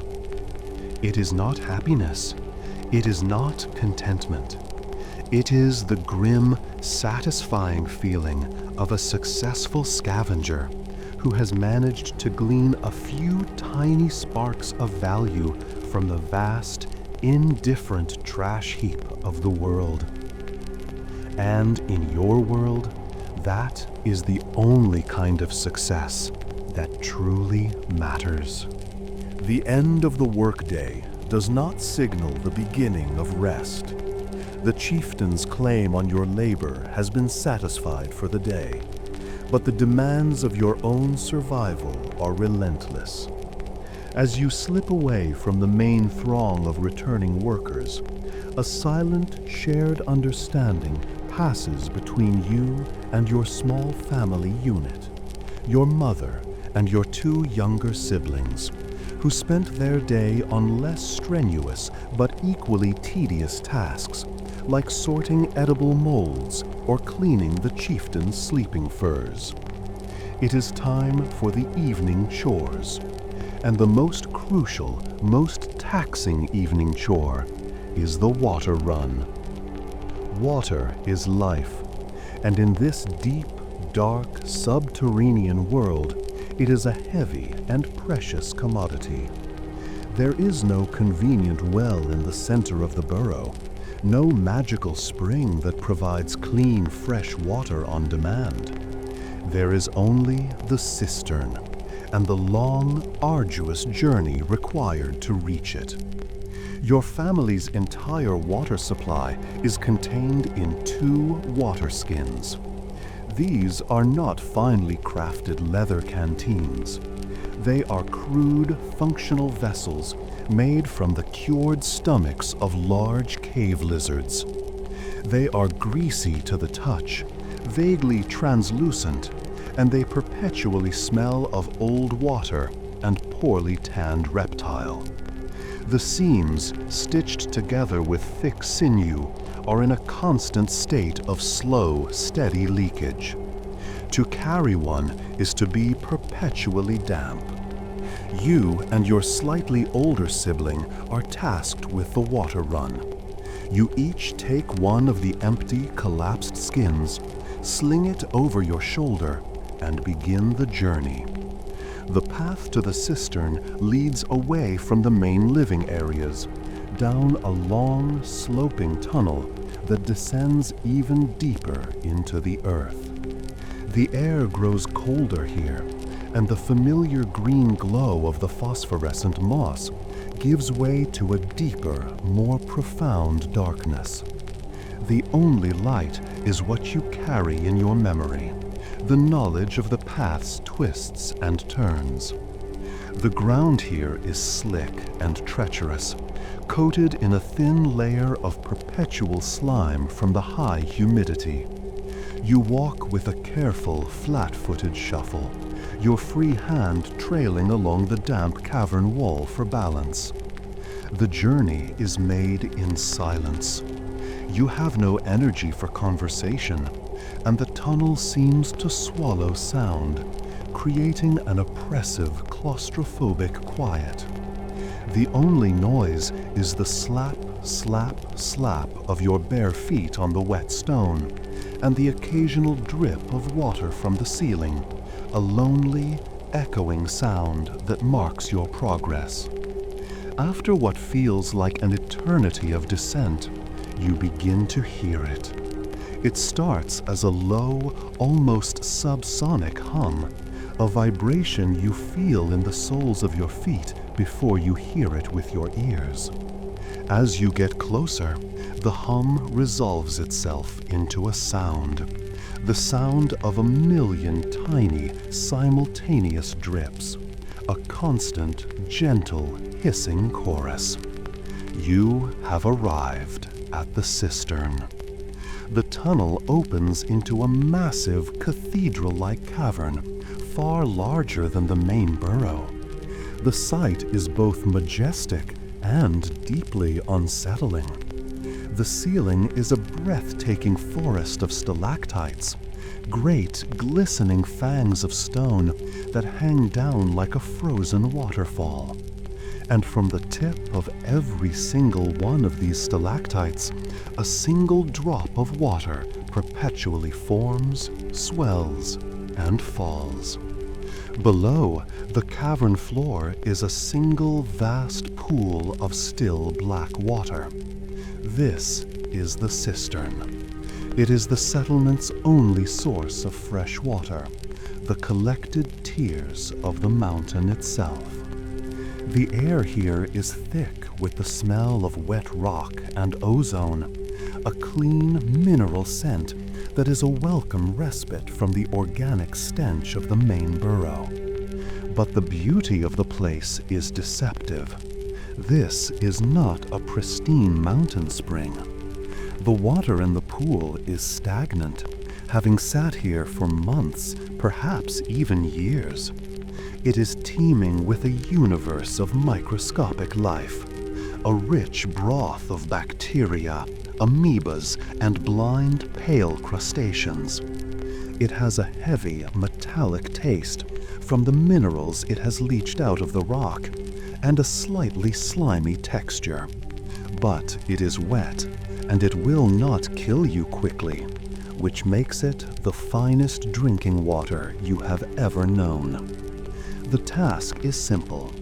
You wade out into the shallows of the pool, the shockingly cold water swirling around your knees.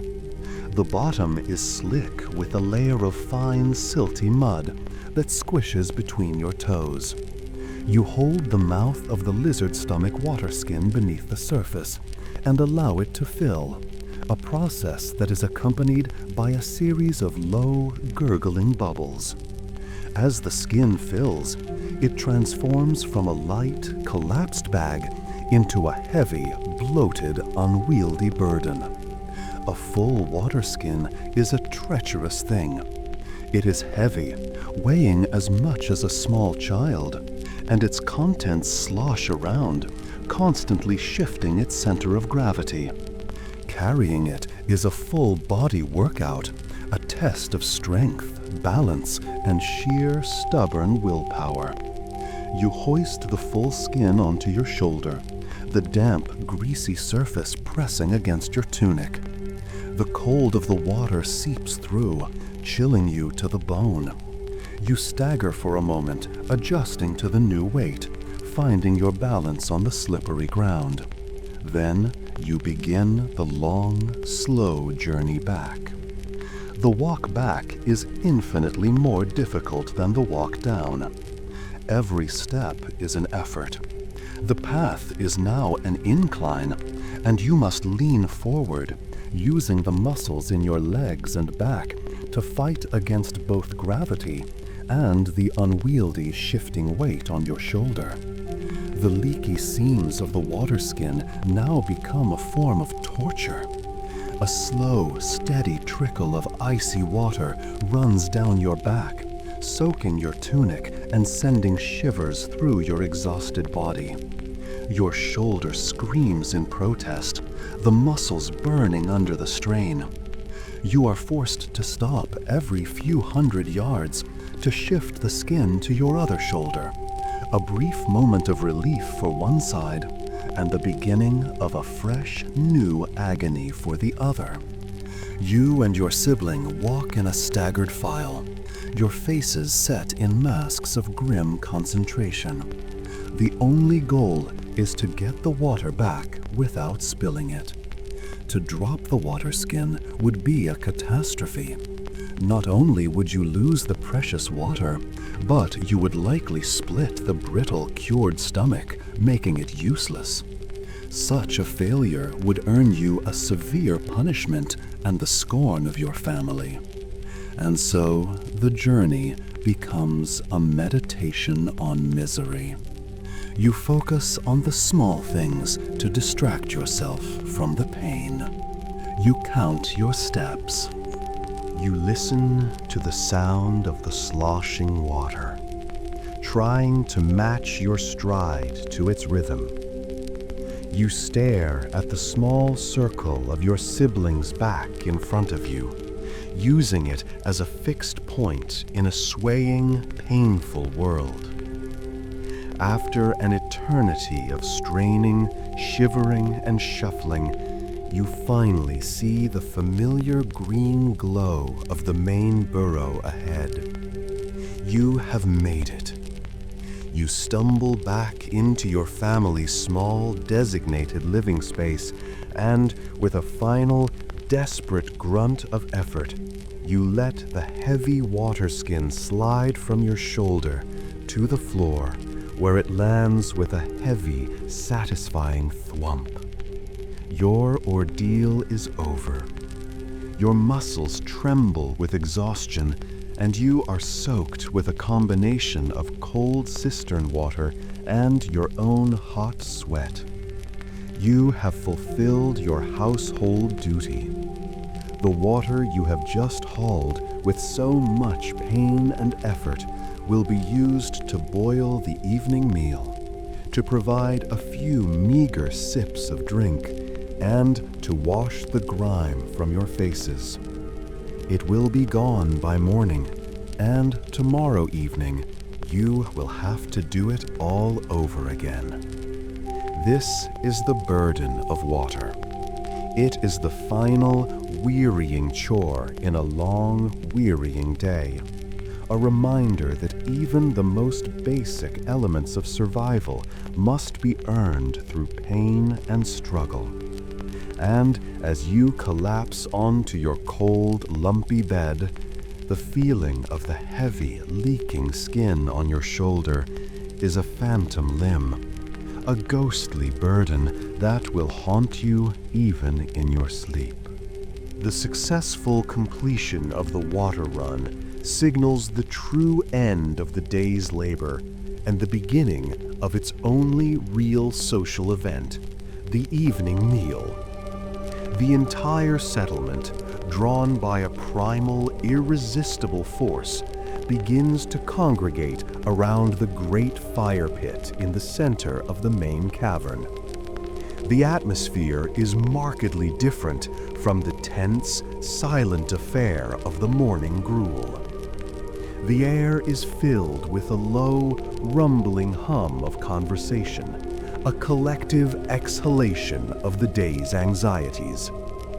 But the main difference is the smell. The aroma rising from the great, soot-blackened cauldron is no longer the thin, watery scent of boiled moss. It is a rich, complex, and deeply savory perfume, a smell that speaks of a greater bounty. This is the aroma of the day's harvest, the fresh glimmer caps stewing in the precious water you so painfully hauled. This is the payoff. The evening meal is not just about sustenance. It is a powerful and public demonstration of the goblin social order, a nightly theatrical performance where everyone plays their assigned part. It is a hierarchy of taste, a social ladder made visible through the simple act of eating. And at the very top of this ladder, occupying a position of unquestionable supremacy, is the chieftain. He sits on a crude but imposing throne, a large, flat-topped boulder covered in the mangy furs of cave bears, his back to the fire. He is a massive, bloated specimen of a goblin, his gut spilling over his loincloth, his face a jumble of scars, warts, and indolent flesh. Flanking him are his personal bodyguards, a cadre of the largest and most brutish orc mercenaries his treasury can afford. The performance begins when the stew is ready. The head cook, a surprisingly scrawny goblin whose only power lies in his proximity to the cauldron, takes a large, specially carved bone ladle and approaches the chieftain with a deep, reverential bow. He dips the ladle deep into the pot, carefully fishing out the largest, plumpest, most perfect glimmercap mushrooms, the ones with thick, meaty stems and unblemished, pearly white caps. He piles these prime specimens into the chieftain's personal bowl, a prized, if slightly cracked, ceramic artifact looted from a long-forgotten human caravan. This is the chieftain's portion, a soup so thick with fungi that it is more of a solid than a liquid. The chieftain receives his bowl with a dismissive grunt and begins to eat, his massive jaws working, loud, wet slurping sounds echoing through the suddenly quiet cavern. All eyes are on him. To eat before the chieftain has had his fill is a capital offense. Once the chieftain is well into his meal, the second tier of the hierarchy is permitted to eat. This is the warrior caste, the orc mercenaries, and the largest of the goblin fighters. They do not have the luxury of personal bowls, but they are allowed to approach the cauldron directly, armed with their own crudely carved wooden cups. They shove and jostle for position, dipping their cups into the pot and scooping out hearty portions of the thick, chunky stew. They are the defenders of the tribe, and their strength is fueled by the best of the harvest. Next come the third tier, the middle management. This group includes the overseer of the Muck-Fields, the toolmaster, and other important figures who enforce the chieftain's will. They are followed by the artisans, the skilled flint knappers, the weavers, the potters, the goblins whose clever hands produce something other than raw food. They too are granted the privilege of dipping their own cups, though they must wait for the warriors to finish, and their portions are noticeably less chunky. The prime glimmercaps have already been claimed. The stew is getting thinner. And then there is you, the peasants, the farmers, the rock haulers, the water carriers. You are the foundation upon which this entire society is built, and you are the last to eat. By the time it is your turn, the scene at the cauldron has changed dramatically. The rich, thick stew has been depleted, leaving a watery, grayish broth. The large, plump mushrooms are long gone. What remains are the dregs, the picked-over remnants, the small, broken pieces of fungi, the stringy, less desirable stems, and the occasional bit of grit that has settled at the bottom. You line up once again, your cupped, dirty hands extended. The cook, his demeanor now bored and dismissive, slops a ladleful of this thin, watery liquid into your palms. It is warm, and it tastes faintly of mushroom, but it is a pale, ghostly echo of the rich stew that was served to the chieftain. It is more of a memory of a meal than a meal itself. You receive your portion and scurry away to a dark corner to consume it, just as you did with the morning gruel. You slurp the warm broth from your hands, the meager sustenance doing little to quiet the ache in your stomach. It is a deeply humiliating experience. You have spent the entire day cultivating the very food that is now being denied to you. You are the farmer who is forbidden from eating his own crop.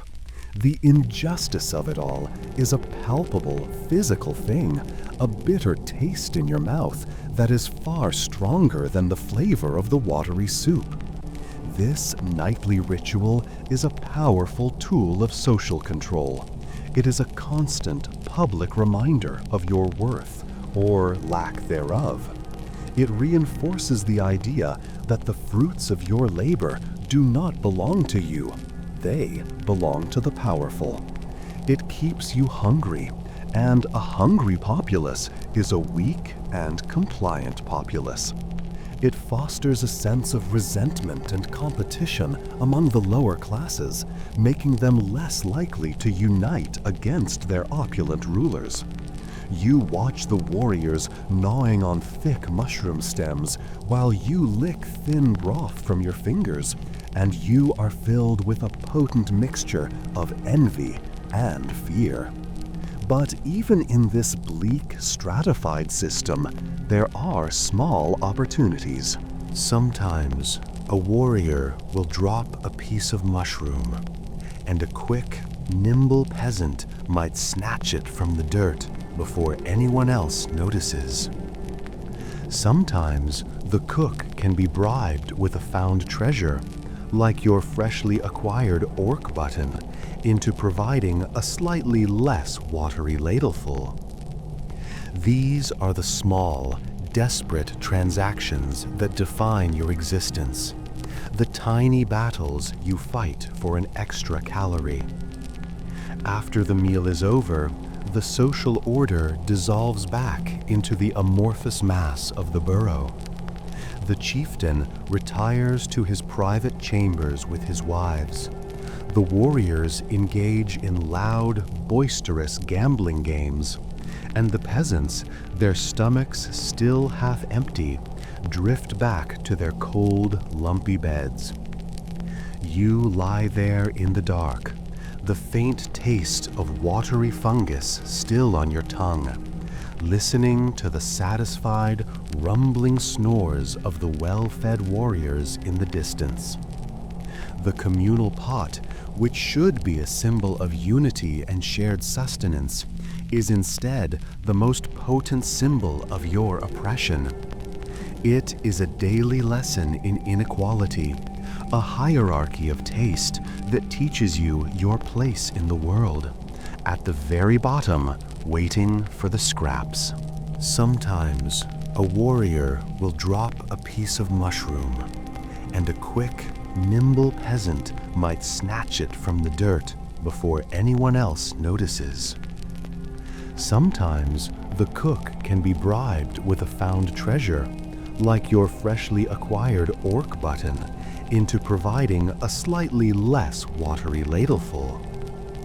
These are the small, desperate transactions that define your existence, the tiny battles you fight for an extra calorie. After the meal is over, the social order dissolves back into the amorphous mass of the burrow. The chieftain retires to his private chambers with his wives. The warriors engage in loud, boisterous gambling games, and the peasants, their stomachs still half empty, drift back to their cold, lumpy beds. You lie there in the dark, the faint taste of watery fungus still on your tongue, listening to the satisfied, rumbling snores of the well-fed warriors in the distance. The communal pot, which should be a symbol of unity and shared sustenance, is instead the most potent symbol of your oppression. It is a daily lesson in inequality, a hierarchy of taste that teaches you your place in the world, at the very bottom, waiting for the scraps. With the evening meal concluded and the hierarchy of taste firmly re-established, a strange transitional period settles over the main burrow. The oppressive structure of the day dissolves, leaving a few precious hours of what, in a more civilized society, might be called leisure time. For a goblin peasant, this is not a time for hobbies or personal enrichment. It is simply a period of waiting. Waiting for exhaustion to finally overwhelm you and grant you the brief oblivion of sleep. During these hours, small, flickering fires are lit around the cavern, tiny satellites of light and warmth orbiting the great central fire pit, which is now the exclusive domain of the warrior caste. These smaller fires are smoky, inefficient things, fed with dried moss, scraps of tough woody fungus, and occasionally a piece of scavenged wood. The smoke stings your eyes and tickles your throat, but the warmth is a welcome, almost sensual pleasure on your aching bones. It is around these small, smoky fires that the evening's diversions take place. One of the most common pastimes is gambling. Do not picture elaborate card games or the clatter of dice. Goblin gambling is a raw, elemental affair, played for stakes that are both pitifully small and desperately important. The most popular game is knucklebones. The bones are usually the small, smooth ankle bones of cave lizards or giant rats, tossed onto a flat piece of rock. The rules are simple, fluid, and subject to constant heated dispute. The goal is to toss the bones and have them land in a specific, desirable configuration. The odds are impossible to calculate, and the outcomes are almost entirely random, which is perhaps the source of the game's enduring appeal. In a life devoid of agency, there is a strange comfort in submitting to pure, unadulterated chance.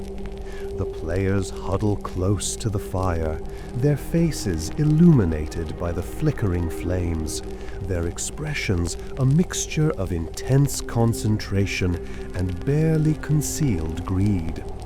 The stakes are never money. You have no money.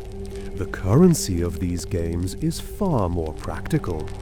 A player might bet a strip of fungus jerky he has managed to save, a particularly sharp piece of flint, or the promise of taking over a portion of another goblin's work duties for a day. The most desperate might even wager a found treasure, like a certain iron orc button, in the hopes of doubling their fortune. The games are tense, quiet affairs, punctuated by the dry clatter of the bones on the rock and the low, guttural grunts of the players. Cheating is rampant, but it is considered part of the game. The real skill lies not in throwing the bones, but in distracting your opponent at the crucial moment, or in subtly misinterpreting the final layout of the bones to your advantage. Arguments are frequent, and they are usually settled by a quick, brutal shoving match, with the victor's interpretation of the rules being retroactively declared correct. It is a bleak, joyless form of entertainment, a way of transforming the quiet desperation of your life into a competitive sport. For those not inclined towards the high-stakes world of subterranean gambling, there is another option: storytelling. In one corner of the cavern, by a particularly smoky fire, you will always find the Old Weaver. She is an ancient, shriveled goblin, her skin a road map of wrinkles, her eyes cloudy with cataracts. She is too old for the Muck-Fields, too weak for the water run, but she possesses a treasure more valuable than any button or piece of wire. She possesses stories. She is the tribe's oral historian, its library, its living memory. The younger goblins, their bellies half full and their bodies aching, will often gather around her, sitting silently in the dirt, listening to her raspy, wheezing voice as she spins her tales. But do not expect grand epics of heroic quests or tales of noble sacrifice. Goblin stories are not meant to inspire, they are meant to instruct, to warn, and to entertain in the crudest possible way. The Old Weaver's repertoire consists primarily of 3 types of stories. The first are the cautionary tales. These are grim, practical fables designed to reinforce the rules of survival. She will tell the story of Grok, the foolish goblin who wandered into a dark, unexplored tunnel and was eaten by a grick. She will recount the tale of Bleep, the lazy goblin who didn't properly mend his harvesting basket and lost his entire day's work, for which he was severely beaten. These stories always have a simple, brutal moral. Don't be stupid, don't be lazy, and never ever stray from the known path. They are the goblin equivalent of nursery rhymes, designed to instill a healthy sense of fear and paranoia. The second type of story is the exaggerated personal account, or what could be called the epic of the mundane. The old weaver will launch into a long, rambling, and highly embellished account of the time she found a particularly large and succulent cave beetle.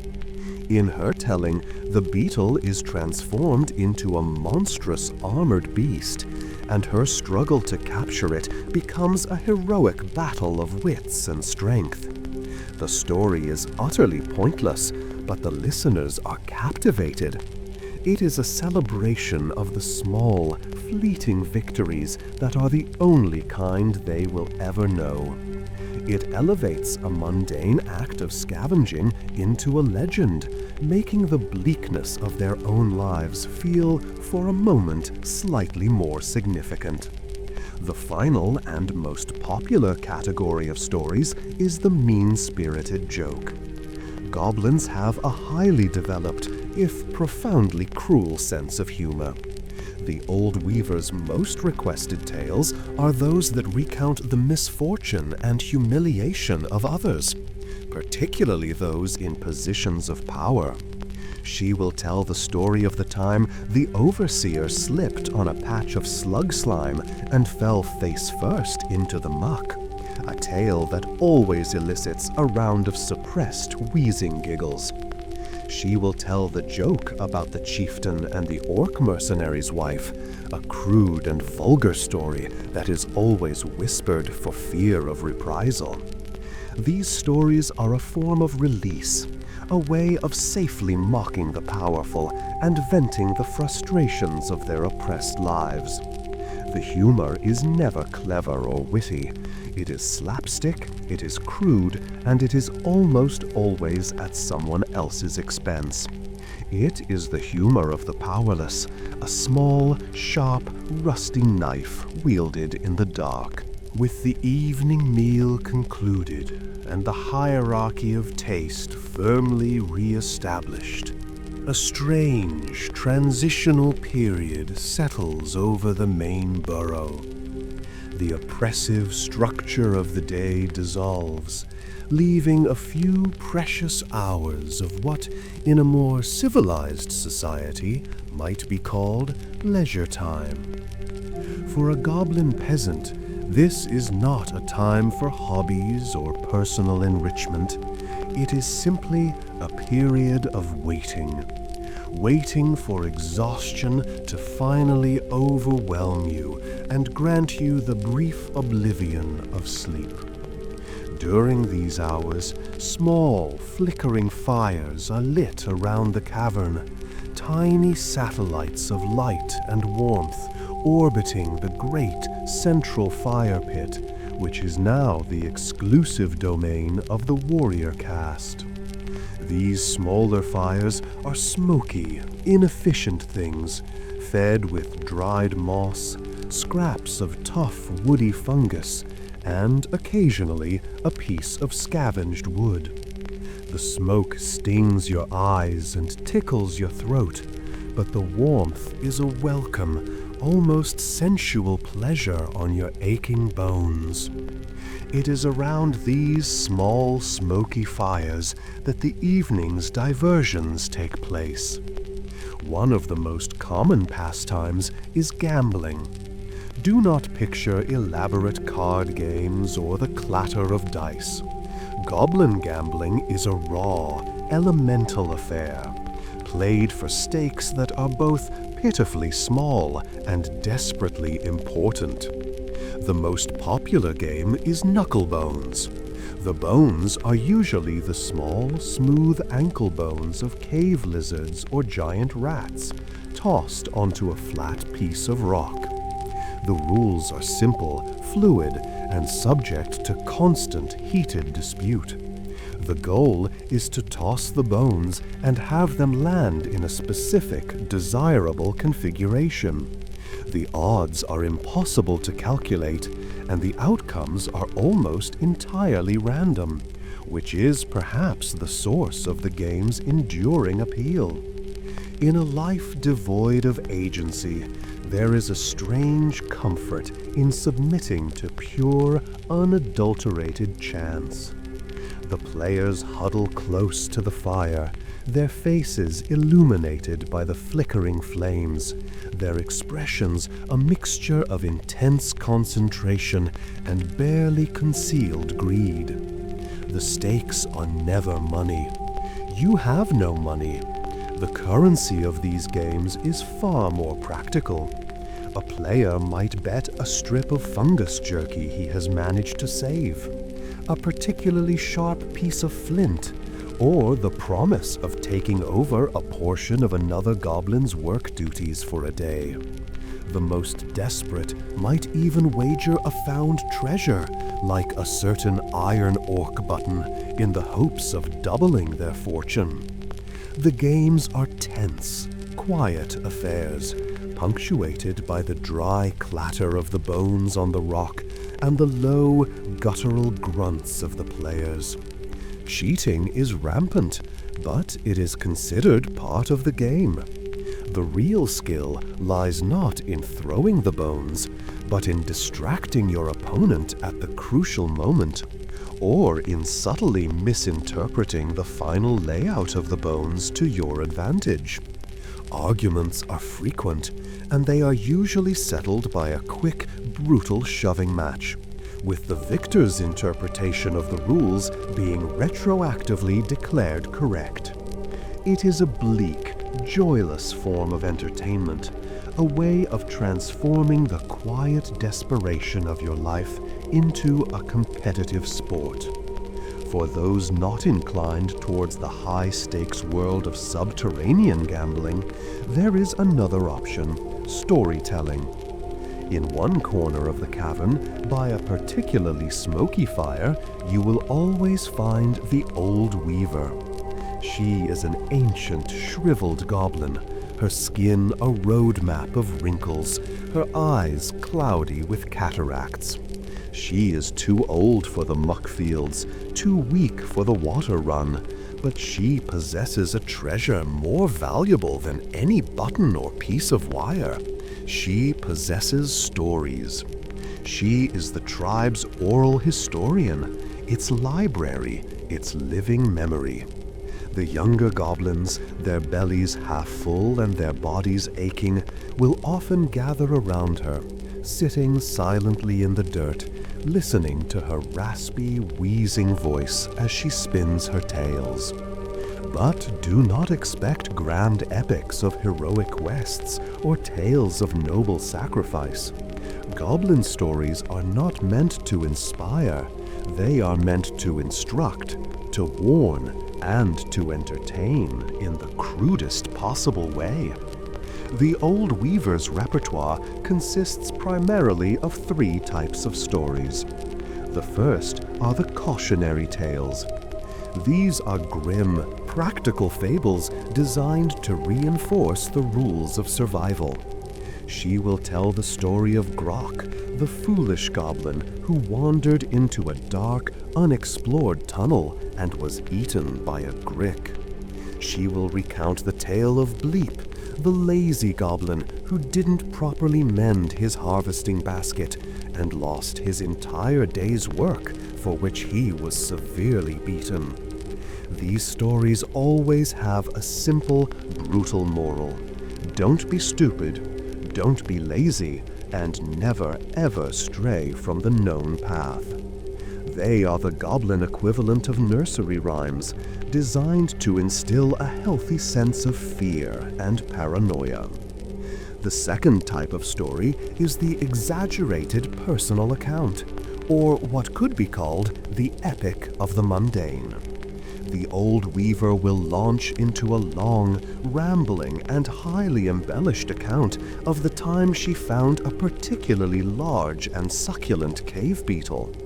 In her telling, the beetle is transformed into a monstrous armored beast, and her struggle to capture it becomes a heroic battle of wits and strength. The story is utterly pointless, but the listeners are captivated. It is a celebration of the small, fleeting victories that are the only kind they will ever know. It elevates a mundane act of scavenging into a legend, making the bleakness of their own lives feel, for a moment, slightly more significant. The final and most popular category of stories is the mean-spirited joke. Goblins have a highly developed, if profoundly cruel, sense of humor. The old weaver's most requested tales are those that recount the misfortune and humiliation of others, particularly those in positions of power. She will tell the story of the time the overseer slipped on a patch of slug slime and fell face first into the muck, a tale that always elicits a round of suppressed, wheezing giggles. She will tell the joke about the chieftain and the orc mercenary's wife, a crude and vulgar story that is always whispered for fear of reprisal. These stories are a form of release, a way of safely mocking the powerful and venting the frustrations of their oppressed lives. The humor is never clever or witty. It is slapstick, it is crude, and it is almost always at someone else's expense. It is the humor of the powerless, a small, sharp, rusty knife wielded in the dark. You sit by the fire, half listening to the old weaver's raspy voice, the smoke making your eyes water. It is a bleak, pathetic form of entertainment. The stories are grim, the jokes are cruel, and the laughter is thin and brittle. But it is better than silence. It is a way of feeling connected to the other hunched, shadowy figures around you. A shared experience in a life of profound isolation. It is a way to pass the time. As the fires burn low and the voices of the storytellers and gamblers die down, a deep, weary quiet settles over the burrow. The evening's diversions are over. The small, flickering flames of entertainment are extinguished, leaving only the oppressive darkness. It is time for sleep. You crawl back to your small, cold patch of dirt, your mind filled with tales of gluttonous beetles and clumsy overseers. It is not much, but it is enough. It is a final, smoky distraction before you must once again face the silence, the cold, and the long, dreamless wait for the bellower's morning roar. As you lie on your back in the suffocating darkness of the communal burrow, waiting for sleep to claim you, you become aware of a sensation that has been with you all day, a quiet companion that has followed you from the Muck-Fields to the rock pile and back again. It is not an ache in your muscles or a rumble in your stomach.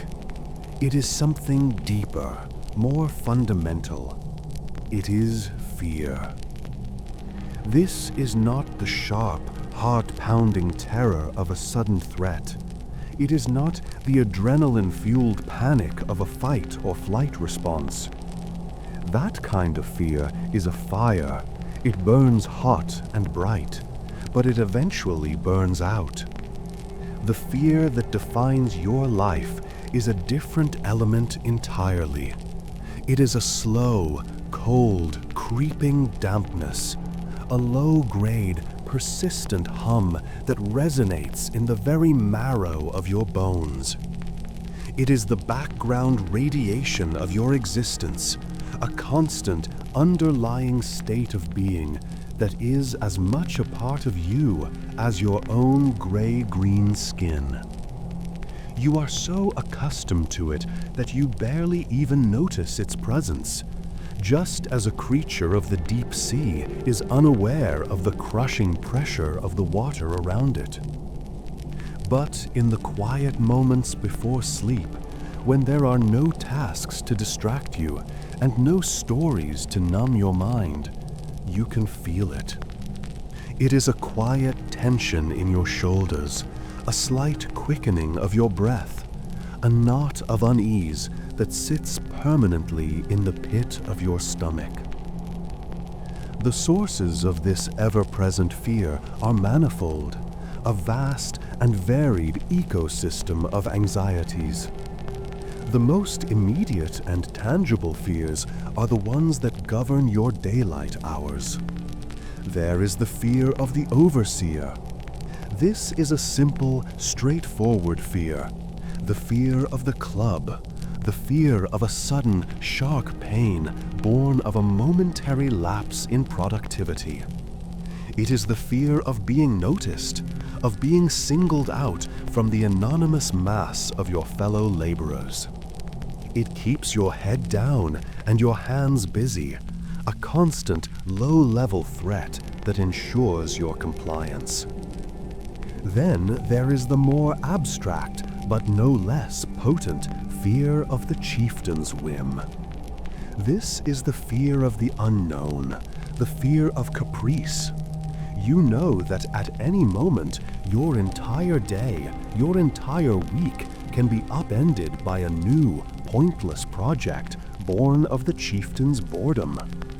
It is the fear of powerlessness, the chilling realization that your life is not your own, that you are a game piece to be moved and sacrificed at the pleasure of a fickle, unseen hand. This fear erodes your sense of self, grinding you down with the sheer, soul-crushing absurdity of it all. As you lie in the darkness, your fears move from the social to the primal. There is the fear of the cave itself. You know that you are not the masters of this subterranean world. You are merely its most successful squatters. You know that the dark, unexplored tunnels that branch off from your settlement are not empty. You have all heard the stories, the cautionary tales of goblins who have vanished, of strange guttural sounds echoing from the deep places, of monstrous creatures glimpsed for a fleeting moment in the flickering torchlight. You fear the grick, the cave fisher, the piercer that drops from the ceiling like a living stalactite. This is a deep, instinctual fear, the fear of the predator in the dark, and it is why you never, ever stray far from the well-trodden paths of the burrow. Then there is the fear of sickness, a more intimate and insidious terror. In a community as crowded and unsanitary as yours, disease is a constant threat. You fear the cavern lung, the rattling cough that can slowly steal the breath from your body. You fear the shivering sickness, the fever that can burn through the burrow like a wildfire. You fear a simple cut or scrape, for you know that even the smallest wound can become infected, swelling with foul-smelling pus and leading to a slow, agonizing death. There are no healers here, no medicine beyond a few useless herbal poultices. To fall sick is to be left to the mercy of your own constitution. And in this damp, unforgiving environment, mercy is in short supply. You feel for yourself, and you feel for your family, knowing that the loss of even one member can upset the delicate balance of your small struggling unit. But there is one final fear, a fear that is more distant and abstract than all the others, but also more absolute and terrifying. It is the fear that unites every goblin in the cavern, from the lowest peasant to the chieftain himself. It is the fear of the world above. It is the fear of the sun dwellers. It is the fear of adventurers. You have never seen one yourself, but you have heard the stories, whispered in hushed, terrified tones around the late-night fires.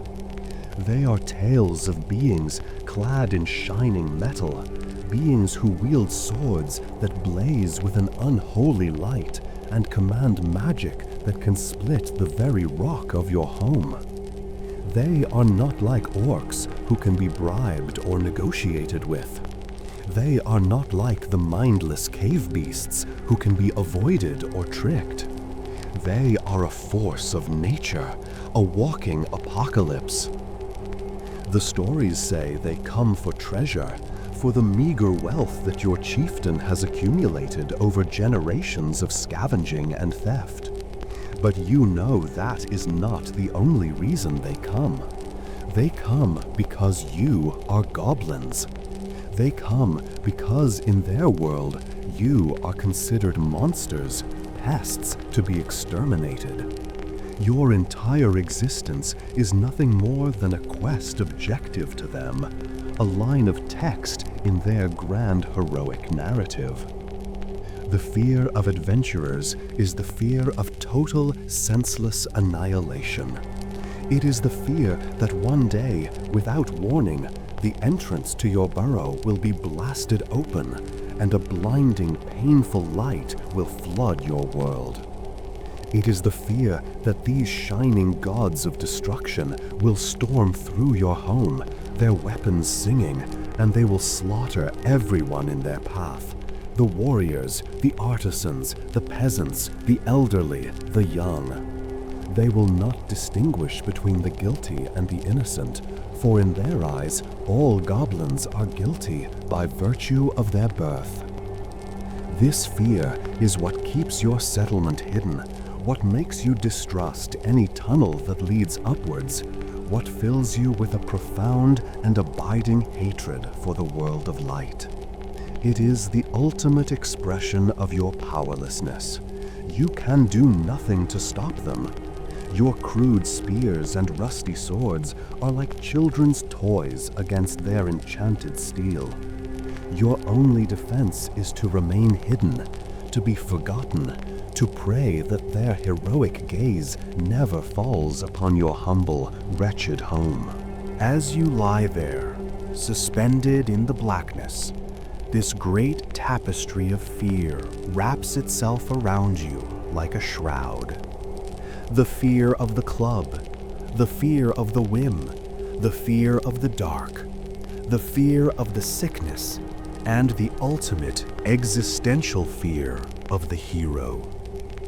It is a heavy, suffocating weight, and yet it is also a strange and necessary comfort. Fear is what keeps you alive. Fear keeps you working. Fear keeps you hidden. Fear keeps you from taking foolish risks. In a world as dangerous and unforgiving as yours, a healthy dose of constant, low-grade terror is the most valuable survival tool you possess. And so you embrace it.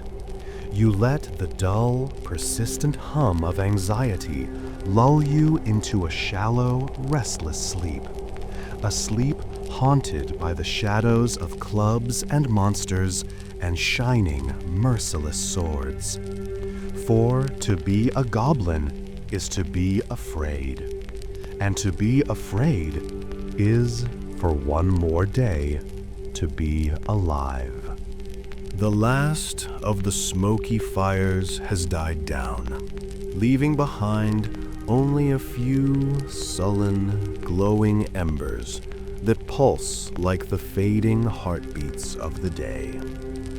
The final wheezing snores of the storytellers and gamblers have dissolved into the vast, oppressive silence of the cavern. The burrow is now asleep, or as close to asleep as 100 anxious, uncomfortable goblins can ever be.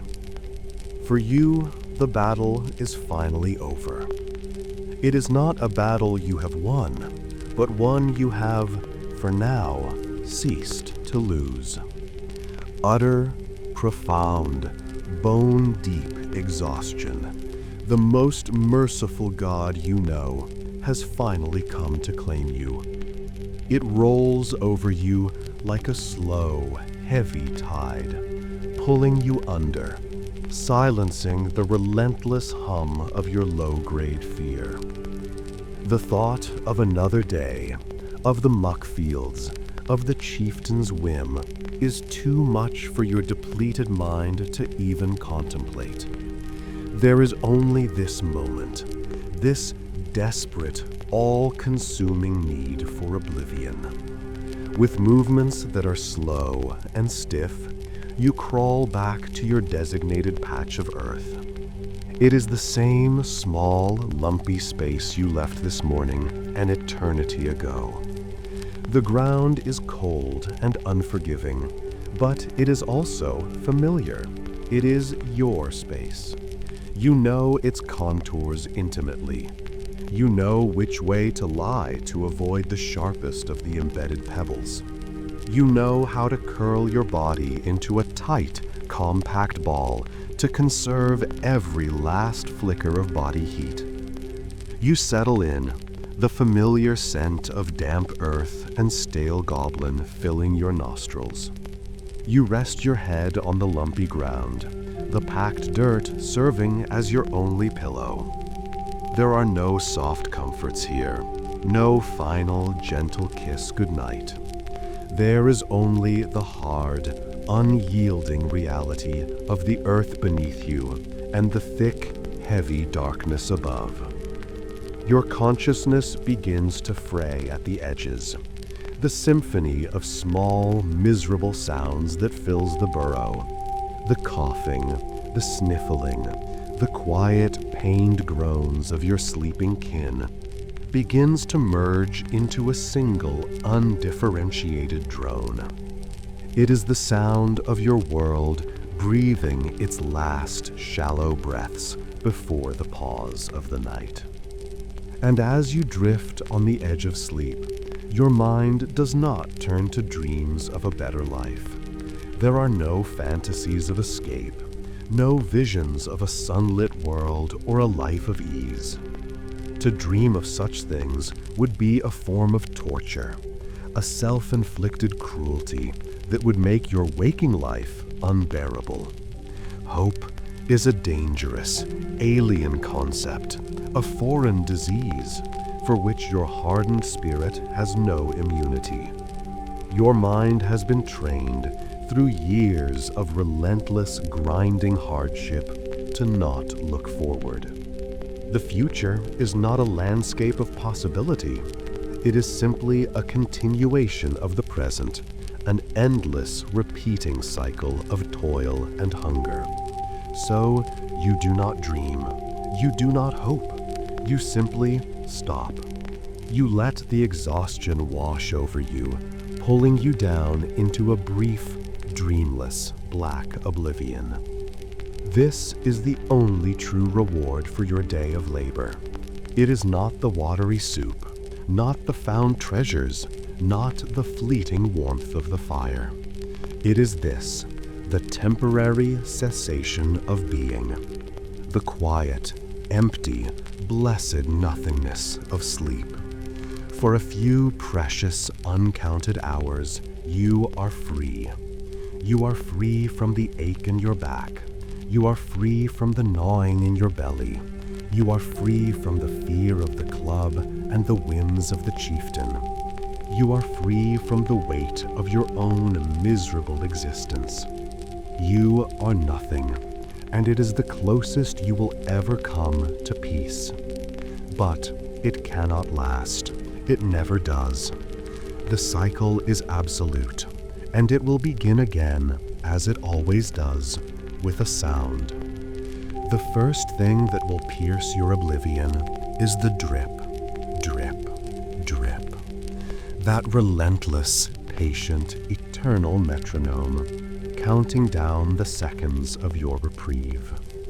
It will be the first sound you hear, the anchor that pulls your consciousness back from the silent, black depths and tethers it once more to the cold, hard reality of the cavern. And with the return of consciousness will come the return of hunger. That familiar hollow ache in your gut, the primal scream of your body demanding fuel. And shortly after that, inevitably, inescapably, the deep, guttural, soul-shattering roar of the bellower will rip through the darkness, signaling the start of another day, another rotation of the great, grinding wheel of your life. The morning gruel, the slow exodus, the pathetic tools, the endless Muck-Fields. It is all waiting for you, a perfectly preserved diorama of despair, exactly as you left it. Today, you survived. You did not thrive. You did not prosper. You did not achieve a single thing of lasting value. You built nothing. You created nothing. You conquered nothing. The mountain of rocks is half moved. The fungus you harvested has been consumed. The world is exactly the same as it was when you awoke. Your only accomplishment is this: you have endured. You have taken everything the world has thrown at you, the back-breaking labor, the hunger, the pain, the fear, the soul-crushing futility of it all, and you have survived it for one more day. In a world designed to grind you into dust, this simple, brutal act of endurance is the only victory available to you. And as you finally slip into the dark, a final lingering thought hangs in the air, a question directed not at you, but at the comfortable, well-fed listener, safe in their warm, soft bed. You have just walked a day in the life of a goblin peasant. You have felt the cold, tasted the gruel, feared the club, and moved the pointless rocks. The question that remains is simple, and it is the only one that truly matters. Could you really survive a single day? The screen fades to absolute black. The silence is profound, broken only by the sound of a single, cold, lonely drop of water, echoing in the infinite, patient darkness. Drip.